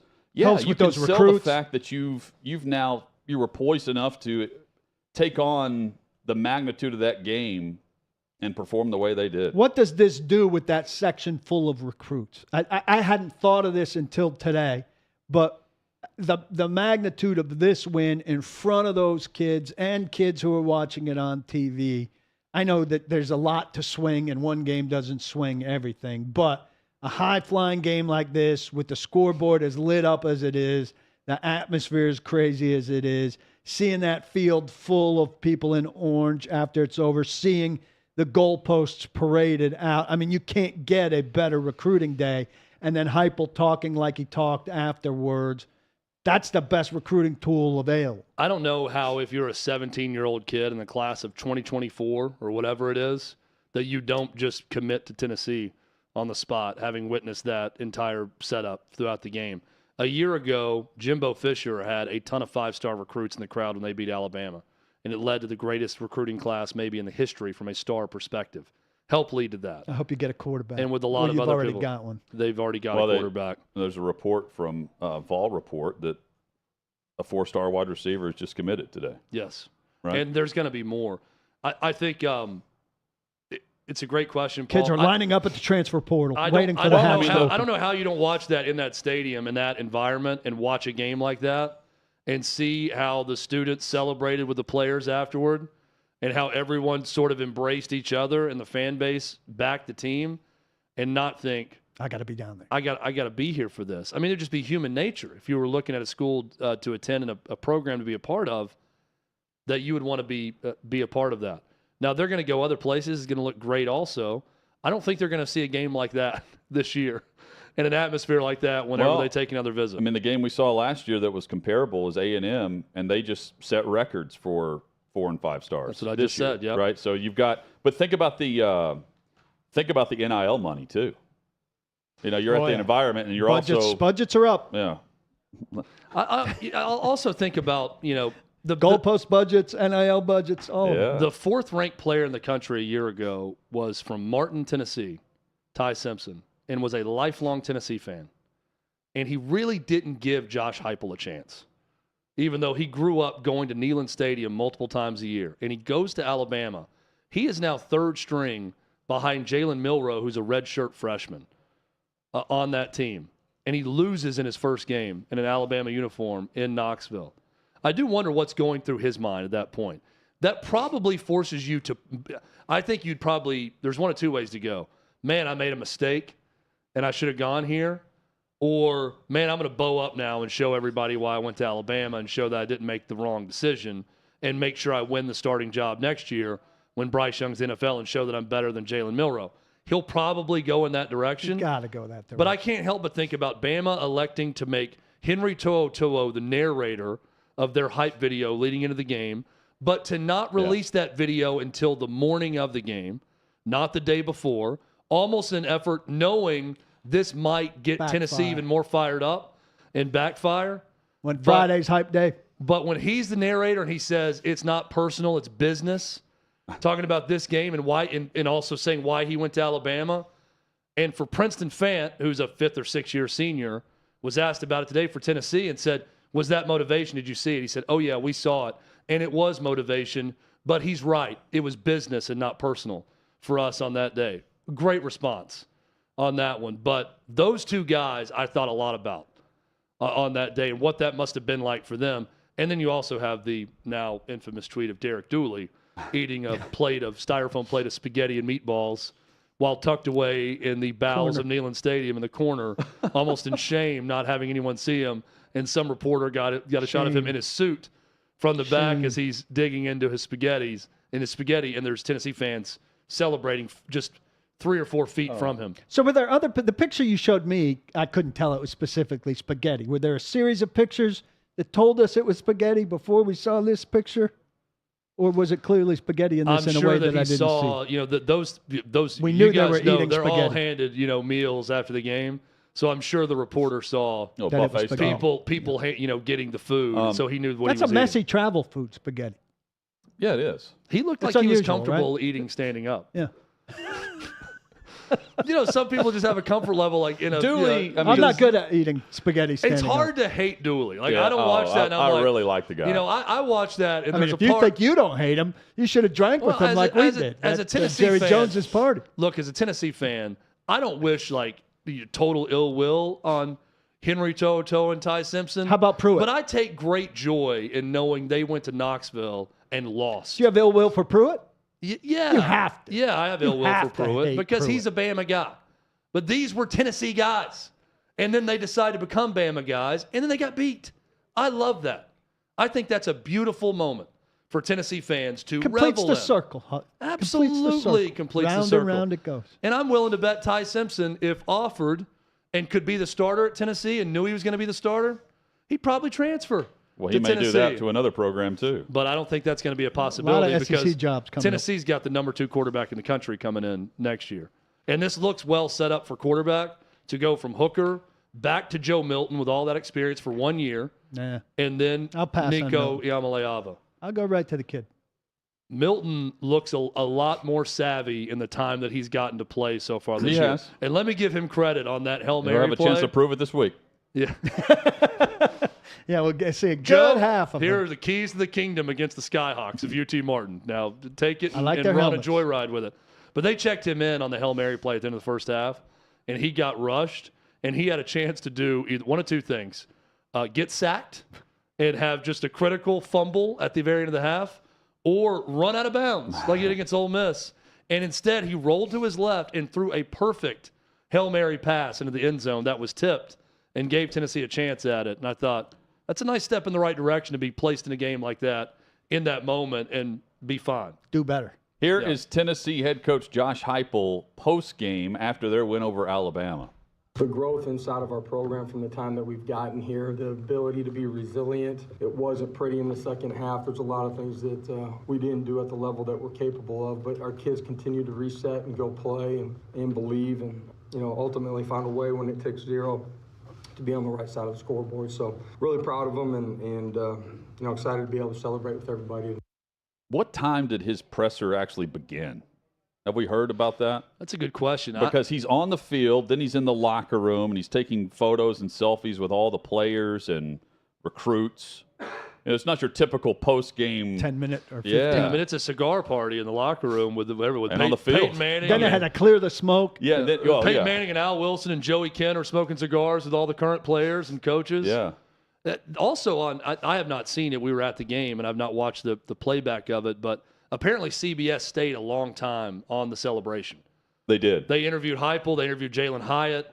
They stayed on a lot of people and just took in and talked about what they were seeing after the game. They probably had, because it went so late, like a 25-minute window they needed to fill to get to the next programming on CBS, I'm guessing. So they had the flexibility to do that. But I think it's a good decision when something like that's going on to stay as long as you possibly can.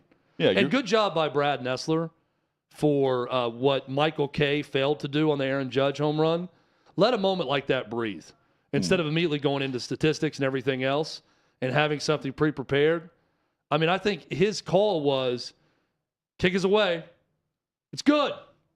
Or he hit it or something. He hit it, and then he got it. That's it. He got it, and then he waited. They showed Bryce Young kneeling on the sideline. They showed the fans, and here they come. And that was it. That's what you heard. Then they just let the pictures tell the story of the celebration. Always the best. Good job by Brad Nessler. Hit us up with your thoughts at OutKick 360. Coming up, more SEC discussion and college football discussion from the weekend. And also, there's 2 updates for some starting quarterbacks who have been hurt, where their head coaches in the NFL have discussed their status for this week. We'll tell you about Tua Tagovailoa and Dak Prescott next on OutKick 360. Hey, listen, if you missed my show, don't at me. I've got you covered. Take a look. For a lot of people, not just Clay, but for a lot of Tennessee folks, man, you guys got it stuffed and stuffed and stuffed in your face from frickin' Alabama, 15 years worth. Dan, this was the best college football game I've seen in person. And look, I'm not partial here. I didn't go to Tennessee, and I didn't have relatives that played there the way that Clay does, or Chad, who's a graduate, Alan, who another good friend who was sitting next to me in the back of the pickup truck. But that was an epic environment, and I thought about this.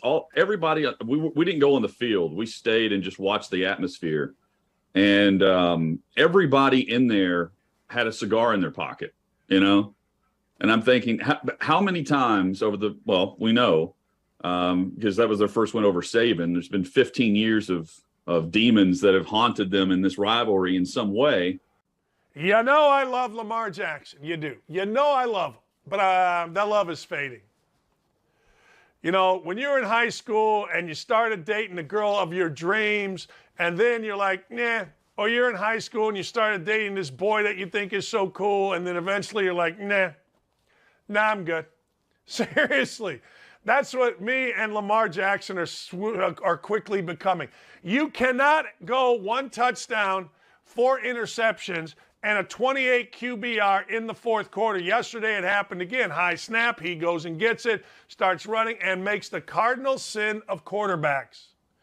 Running for your life, throwing across your body into the middle of the field is a formula for disaster. 9 to 11 Eastern Time at OutKick.com.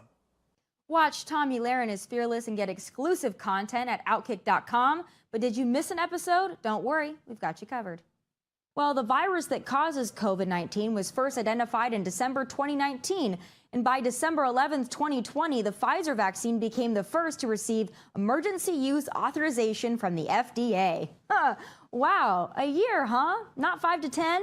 Not 10 to 15? Just 1, huh? That sounds safe. But let's go ahead and throw all the side effect horror stories out the window. Let's throw Big Pharma a bone and pretend it's safe. Are the COVID vaccines effective? Well, we know now that people have died from COVID after receiving the vaccines, and we know for damn sure by now they don't prevent infection or spread. But is this a relatively new revelation? No, it's not. In fact, according to this testimony by Pfizer top executive and the company's president of international development markets, Janine Small, Pfizer had no idea if their mystical, magical rush vaccine would do jack. When I say about officers that die in the line of duty, and of course you got the green-haired liberals on there that are, well, they know what they signed up for. They knew what that job was. You know, they didn't have to use that force. That they signed up to die in the line of duty. I mean, that's essentially what they're saying. When you hear that, what would you tell these people? These are human beings, just like your mom, your dad, your brother, your sister. Somebody you love, somebody that loved them will no longer see them ever again in their lives. Last night in Bristol, Connecticut, I believe it was a fake 911 call, and a gentleman had met these men. I don't know if there's a woman involved as well, but these law enforcement officers, and executed them. And I know for a fact the one sergeant there has 2 small children and a 3rd baby on the way, I was told this morning. So how is that fair? Why did they deserve to die when they showed up to do something so noble?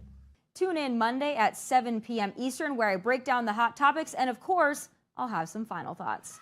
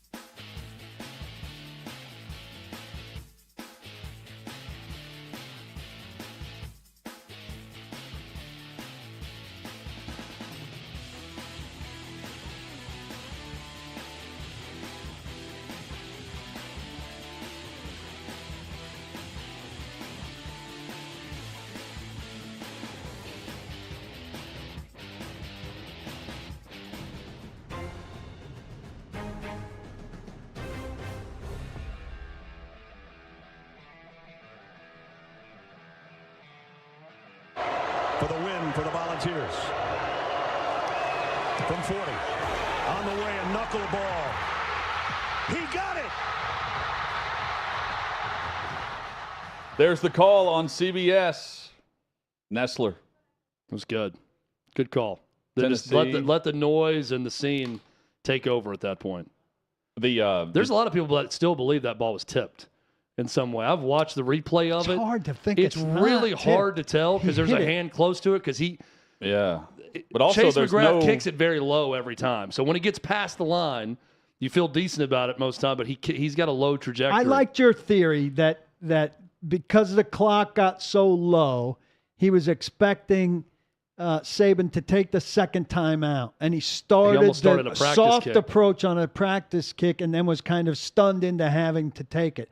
I would like somebody to ask him to talk through what exactly happened there, because there was certainly a weirdness to it. Well, he was on post game, and he just said at the presser, he said something like he was still in his jersey, which was awesome, and he said it certainly wasn't my cleanest hit, and that was perfect. If he had missed it, then we really would have gone into detail about what had and happened. he had missed that. I mean, he missed the extra point just terribly. Oh. Never had a chance, just straight to the left on the one extra point.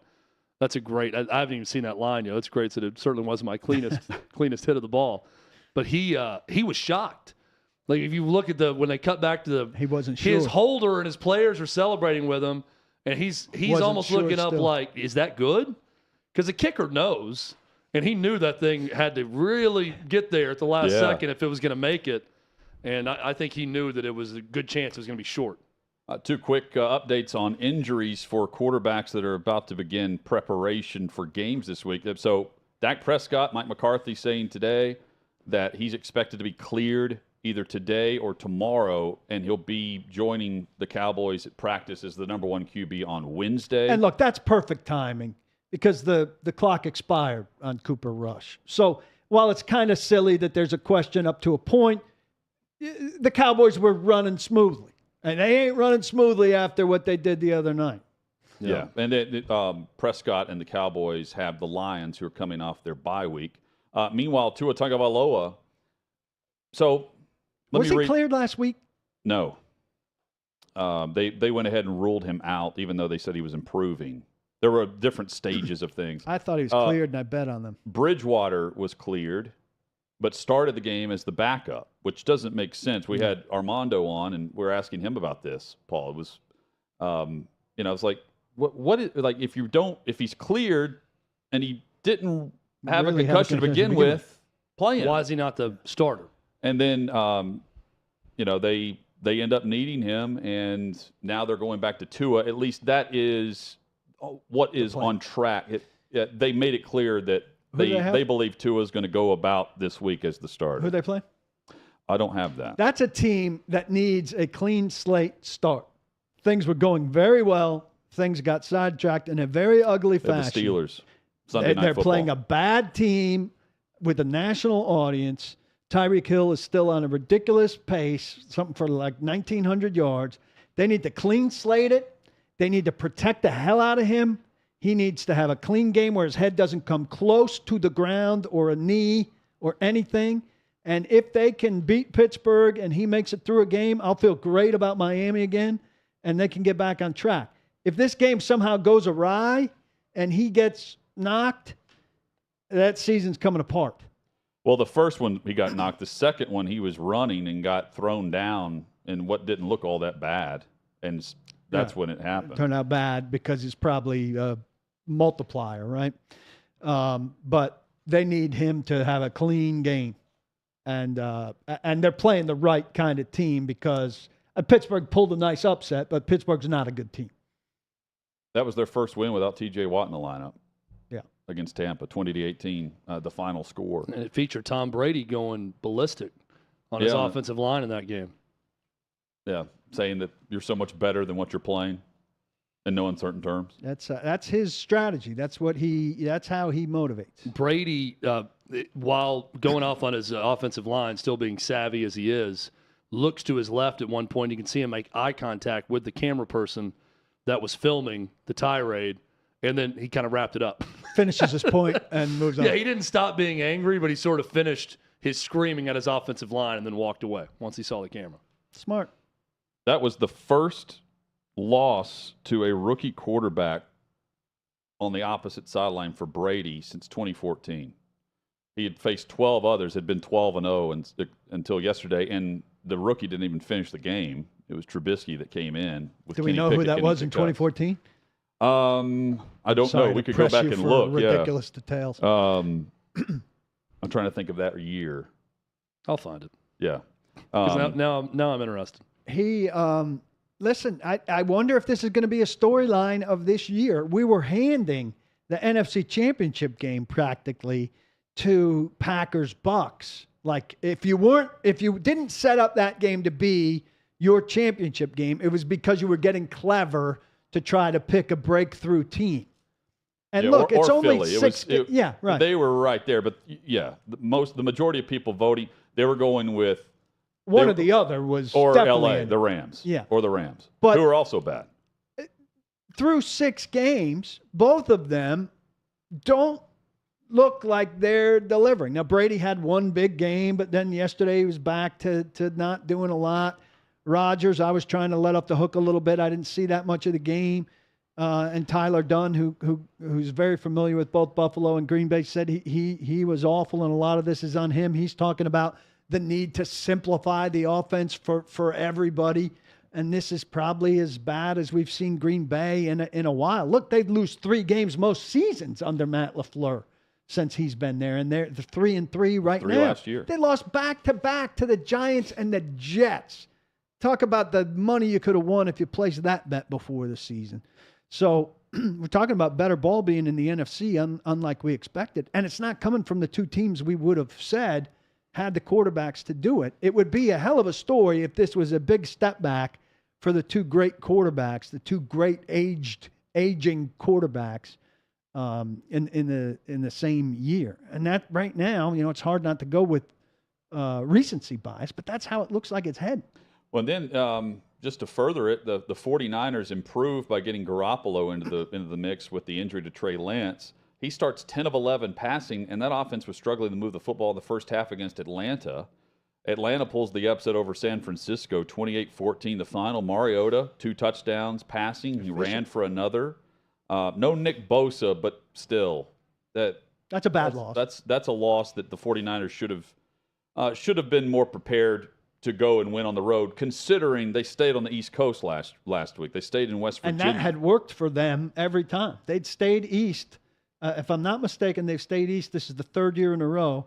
And I think that they'd won both games the first 2 years of it, and they won the first game of this one. So I think they're, what would that be? 5-1 out of these double east road trips. Rams beat the Panthers 24-10. Christian McCaffrey had 158 of Carolina's 203 yards. Panthers are a get-well game. Just put it simple. If you're a team that needs a win and you draw the Panthers, you're in good shape. Yeah, I mean, the Rams, they won the game. They didn't look well at all. Stafford threw another pick 6. It's crazy how average to below the defending Super Bowl champs have looked all year. I've not been impressed one time with the Rams. And the Colts got back on track. The Colts woke up yesterday against Jacksonville. Scored 29 points on their final 5 possessions, and Matt Ryan threw for nearly 400 yards. I think Mike Vrabel said today, Colts 3 wins they've scored in the last minute. Yes. So he's telling his team already, hey, this is going down to the end of the game. Expect it. Houston, they had the fourth quarter comeback to force overtime and then won it. The Chiefs game was a 3-point game, and it was special teams. 20-17 was the final, and Chiefs special teams were not good. We've gone through that. And then yesterday, they have the final possession after Trevor Lawrence led the drive down to take the lead and looked a lot better than what he has the last 2 or 3 weeks, however long it's been with his poor play. And then, Matt Ryan throwing it all over the field yesterday. That was, how was he, 37, 38? 37, I think. This is the disappointment. Look, I harp on this all the time. The Titans played the Colts 2 weeks ago. This is going to be the 3rd time in 4 weeks. The second meeting, in a month. It's ridiculous because they are the same team to a large degree. Many of the same guys who are out will be out. The guys who are struggling are still struggling. The guys who are, streaking are still streaking. These teams as division rivals, and this has happened too often, should be playing, once in the first quarter of the season, once in the last quarter of the season. You get different teams meeting at different times of the season. And I don't understand why the league does this so consistently, but it's a disappointment. I would think the Titans should, they probably aren't favored, but they should be favored because they just won this same game on the road. Colts are favored by 3, I believe. And it's a different looking. Normally, I'm completely with you. They're better. They've gotten better. Well, the Colts they look completely different on offense because they have to be. Yesterday was about necessity. They didn't have Jonathan Taylor. They didn't have Naheem Hines. So they threw it 37 times in the first half. Matt Ryan threw it 37 times total whenever he faced the Titans 3 weeks ago. And they've reformed that offensive line. I imagine they stuck with some of the changes they did there. Kevin Byard was saying today, he's fully expecting to see both of those guys play Sunday here in Nashville. Well, I mean, they're protecting him much better. They threw it like nearly 60 times in this game, and the Jags did not have a sack in this game on Matt Ryan. And the Titans pass rush, Mike Vrabel said, there's a chance Bud Dupree resurfaces this week. Ola Denny, another pass rusher who's been out, went on IR today. So he's gone at least 4 games. So that doesn't improve. Now. So, they're really, the Titans have been good at keying it from Jeffrey Simmons and Denico Autry inside. Chad, let's go rapid fire with a few of these SEC performances from the weekend. Arkansas. By the way, I'm still efforting the 2014 rookie quarterback because they only lost 3 or 4 games that year. I can't find it. E.J. Manuel was in his 2nd year, but I haven't found it yet in the 4th. This is from Clark Judge on a tweet last night. I'll continue because they lost the Packers and it was Aaron Rodgers, right? E.J. Manuel, I think, may have been the starting quarterback. Was it Orton? So it was Kyle Orton. Kyle Orton. We'll keep looking for it. Maybe it's a different year. Arkansas beats BYU 52-35, and a KJ Jefferson in this return. It's a good win. 367 yards, a career-high 5 touchdowns in this game. Tough environment, and the stat about the when does BYU kick off still holds true with what we see. Arkansas 12 for 15 on third down against BYU's defense. They were great. Did they punt maybe once the entire game? I mean, it was a great offensive performance for Arkansas. Also, a real program win after losing 3 straight. KJ Jefferson is impossible to tackle. He had one play in that game where he avoided, it looked twice like a defensive lineman had him thrown to the ground, and he stayed up and completed a pass. I don't know how he made it happen, but he is the toughest quarterback to bring down in the SEC. Ole Miss over Auburn, 48-34. Ole Miss 7-0 for just the second time since 1962, first time since 2014. And for Ole Miss, what remains now is a backloaded schedule. 3 of the next 4 games on the road, and the only home games that is against the only home game is against current number 6 Alabama. They also have LSU, A&M, and Arkansas remaining.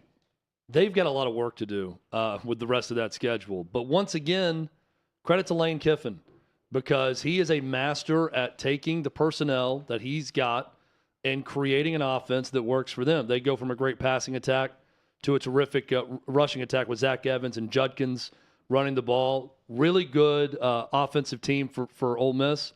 This next game, I know you're going to get to one of these games, the SEC, looks a little bit different now with this upcoming 3:30 CBS game they've got next week.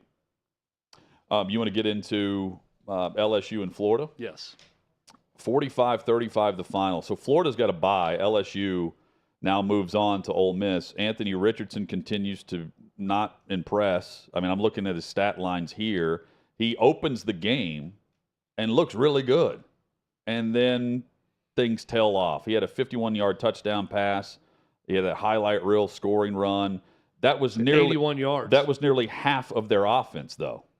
So it's boom or bust whenever the offense is on the field. If they're not going on this, highlight reel like performing drive, they're not moving the football at all. It is explosive play or nothing. He's a great athlete with a great arm. You got to complete passes.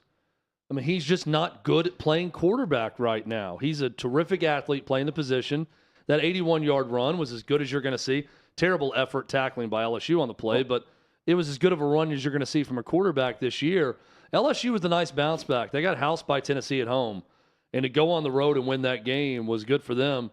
Now they host Ole Miss this next week in the CBS main event game. Well, in LSU, not known for starting fast, they started fast. They scored on their first 6 possessions, 469 yards on those drives. And they picked apart Florida. Jaden Daniels' best game as LSU starting quarterback so far by a mile. 350 yards passing. They got Booty going in the passing. Had 115 yards there. He rushed for 44 yards. Their first 6 drives went for 75 yards, 73, 75, 83, 75, 88. So they didn't have great field position, but still efficient in their overall plan. I did think when Kayshon Boutte got the touchdown pass, his first one of the year at the end of the Tennessee game in garbage time, I'm thinking, is this going to get them going? And I actually liked what Brian Kelly said after the game, where he said, we got out-coached today. And he said, I like this team because they play hard. We got to figure out how we can help them. And he went into specifics. He said, maybe we've been too reluctant to go into 7-man protections after they got beat by Tennessee the way they did, getting to the quarterback. There are things we can do to help them out. Maybe we need to simplify some things. Maybe we should do this. At least for one game, it looks like Brian Kelly figured some things out about what to do with this team. The other 2 quarterbacks that the 2014 Patriots lost to, they lost 2 of their first 4 games. First one to Miami, Ryan Tannehill was 26. And he wasn't a rookie. Oh. And Alex Smith. So we think that stat's wrong. Well, the date's wrong. The year's wrong. I trust the 12-0 because every other stat. Oh, yeah. No, I absolutely trust the stat. We'll find out. We don't know what year. I'm going to DM Clark Judge is what I'm going to do. Slide up in those DMs. Coming up. Slide up in those DMs to Clark. And we'll tell you which way to slide on the bet for tonight for Monday Night Football. I've got a couple props that I'm leaning on. Well, discuss how the Chargers are going to make the Broncos look awful again. At least I think that's our expectation in this game. Chargers, though, playing at home, and they need some momentum defensively. For as bad as the Broncos are on offense, the Chargers have been bad stopping the run. We'll give our preview and our take, our prediction next on OutKick 360. Hey, I'm David Hookstead, host of American Joyride, a podcast where we shine a spotlight on patriotism and American exceptionalism. Take a look. This is something, again, that I really like to ask military guys because I feel like they have unique perspectives, sometimes that surprise people. But most importantly, in my opinion, anyone who's sacrificed on any level tends to be very grateful or more grateful than just your average person. So when you hear people maybe say that America is a terrible place or that we're an evil country full of evil people, do you kind of cringe when you hear that? Like, what's your reaction when you turn on the news and it's just nonstop negativity around the clock about how awful this place is? Well, I actually don't turn on the news anymore because of that. Smart. It's one, not true. And it's unbelievably toxic how that mindset and hearing it all the time. Even if one, you believe it, then you go around believing that about your own nation all the time. Like, that's a horrible way to feel about who you is. They're not leaving, right? They're not finding a more noble country to go to. They're just staying here and they're sulking and they're spreading this horrible idea about how shameful we should all feel all the time. And I don't want to live that way, but I don't believe it. And so listening to it just pisses me off. I don't think that anyone is really able to say that with a straight face unless they have paid no attention to world history. Right. Like, it takes a real level of ignorance of history to say that America is unique in its cruelty. Like, it's just absurd. It's really, we're not void of it, but we are certainly not unique in it. I went on a bender around the time I went to Naked and Afraid because I felt like I could use these books to harness a better perspective and get me through the suffering that I anticipated. And they were recommendations by Jordan Peterson, who I like to, listen to a lot of the things he says. He's a very interesting person as well. Yeah. But I read The Gulag Archipelago. I read Mao's Famine, Unit 731. The old Japanese torture unit. Oh, yeah. I read The Making of, what was it? It was another German book about the psychology of how they got these German policemen to do murders who were just regular cops. Oh, yeah. I think I know what you're talking about. And it's about how, like, none of them opted out of it. Like, they just all were okay. I know the book you're referring to. Yeah, man. And sort of the peer pressure involved, or the, how that happens. I read all of those books, and I'll be honest, it probably took me 3 or 4 months to get over them. Like, Unit 731 with the Japanese torture camps was specifically difficult. The rape of Nanking, that was another one. Holy hell. Like, how could you look at America and honestly believe, like, yes, we had slavery, but slavery was brought here because it was everywhere else, right? Like, this was the place everyone was going. We didn't invent it here, but we did get rid of it. And we killed a whole lot of people to do that. And I think that the people that say that, one, are either trying to be trendy and different, and they just don't understand what the hell they're saying. Make sure to catch every single episode of American Joyride at OutKick.com.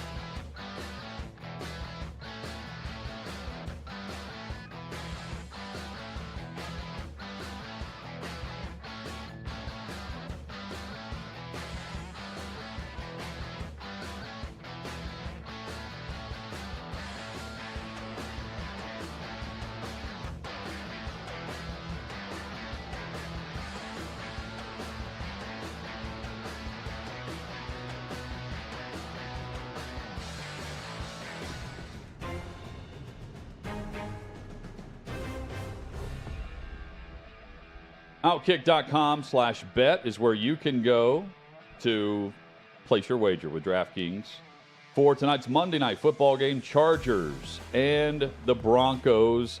And there's a boost available through DraftKings. OutKick.com/bet. It was -800, the odds on Justin Herbert to throw 1 touchdown pass in tonight's game. They have boosted this to +100 for Herbert to throw 1 touchdown in the game. That is +100 available now. OutKick.com/bet. I'm also taking Austin Eckler under 60.5 rushing yards. That is through DraftKings. Eckler under the number through 4 weeks. He had like 173 yards last week, 75 yards, 175 something. Great performance. But typically, I think this is what we see from him rushing-wise, not passing, rushing, under 60.5. And I'm taking the over for Cortland Sutton in receiving yards. I wrote down 66.5, but I think he can have a tremendous game tonight on Monday night against the Broncos. I'll go Chargers -4. Sorry. Chargers -4, under 45.5, because I don't think Denver will do any scoring. Boys, I'm not going to do a disservice to our audience and give a pick today because I am on a monumental losing streak right now, and I will not give any advice until I win something. Honesty at is helpful. some point, because I'm just not going to do that to our audience. I'm not going to make a pick. Losing streak in this or just everything. But you're counting NFL, college. But you're counting even the games where you tried to what do you hedge your happiness? Oh, but he's got no hedging my happiness has winning. lost monumentally because Tennessee is 6-0. Well, that's what I'm saying. Like you're only doing that though to hedge your happiness. I'm counting everything. So you win either way. I have not won a bet that not regardless of my teams or not. I'm not winning right now, so I'm not going to make a pick until I win. If I win tonight, I'll come back tomorrow and give you a pick. Thank you. I've got a pick I'm going to make. I'm not going to say it, though. I would rather the audience go with your picks because I can't win. That's what I'm telling you. I appreciate the honesty. Yes.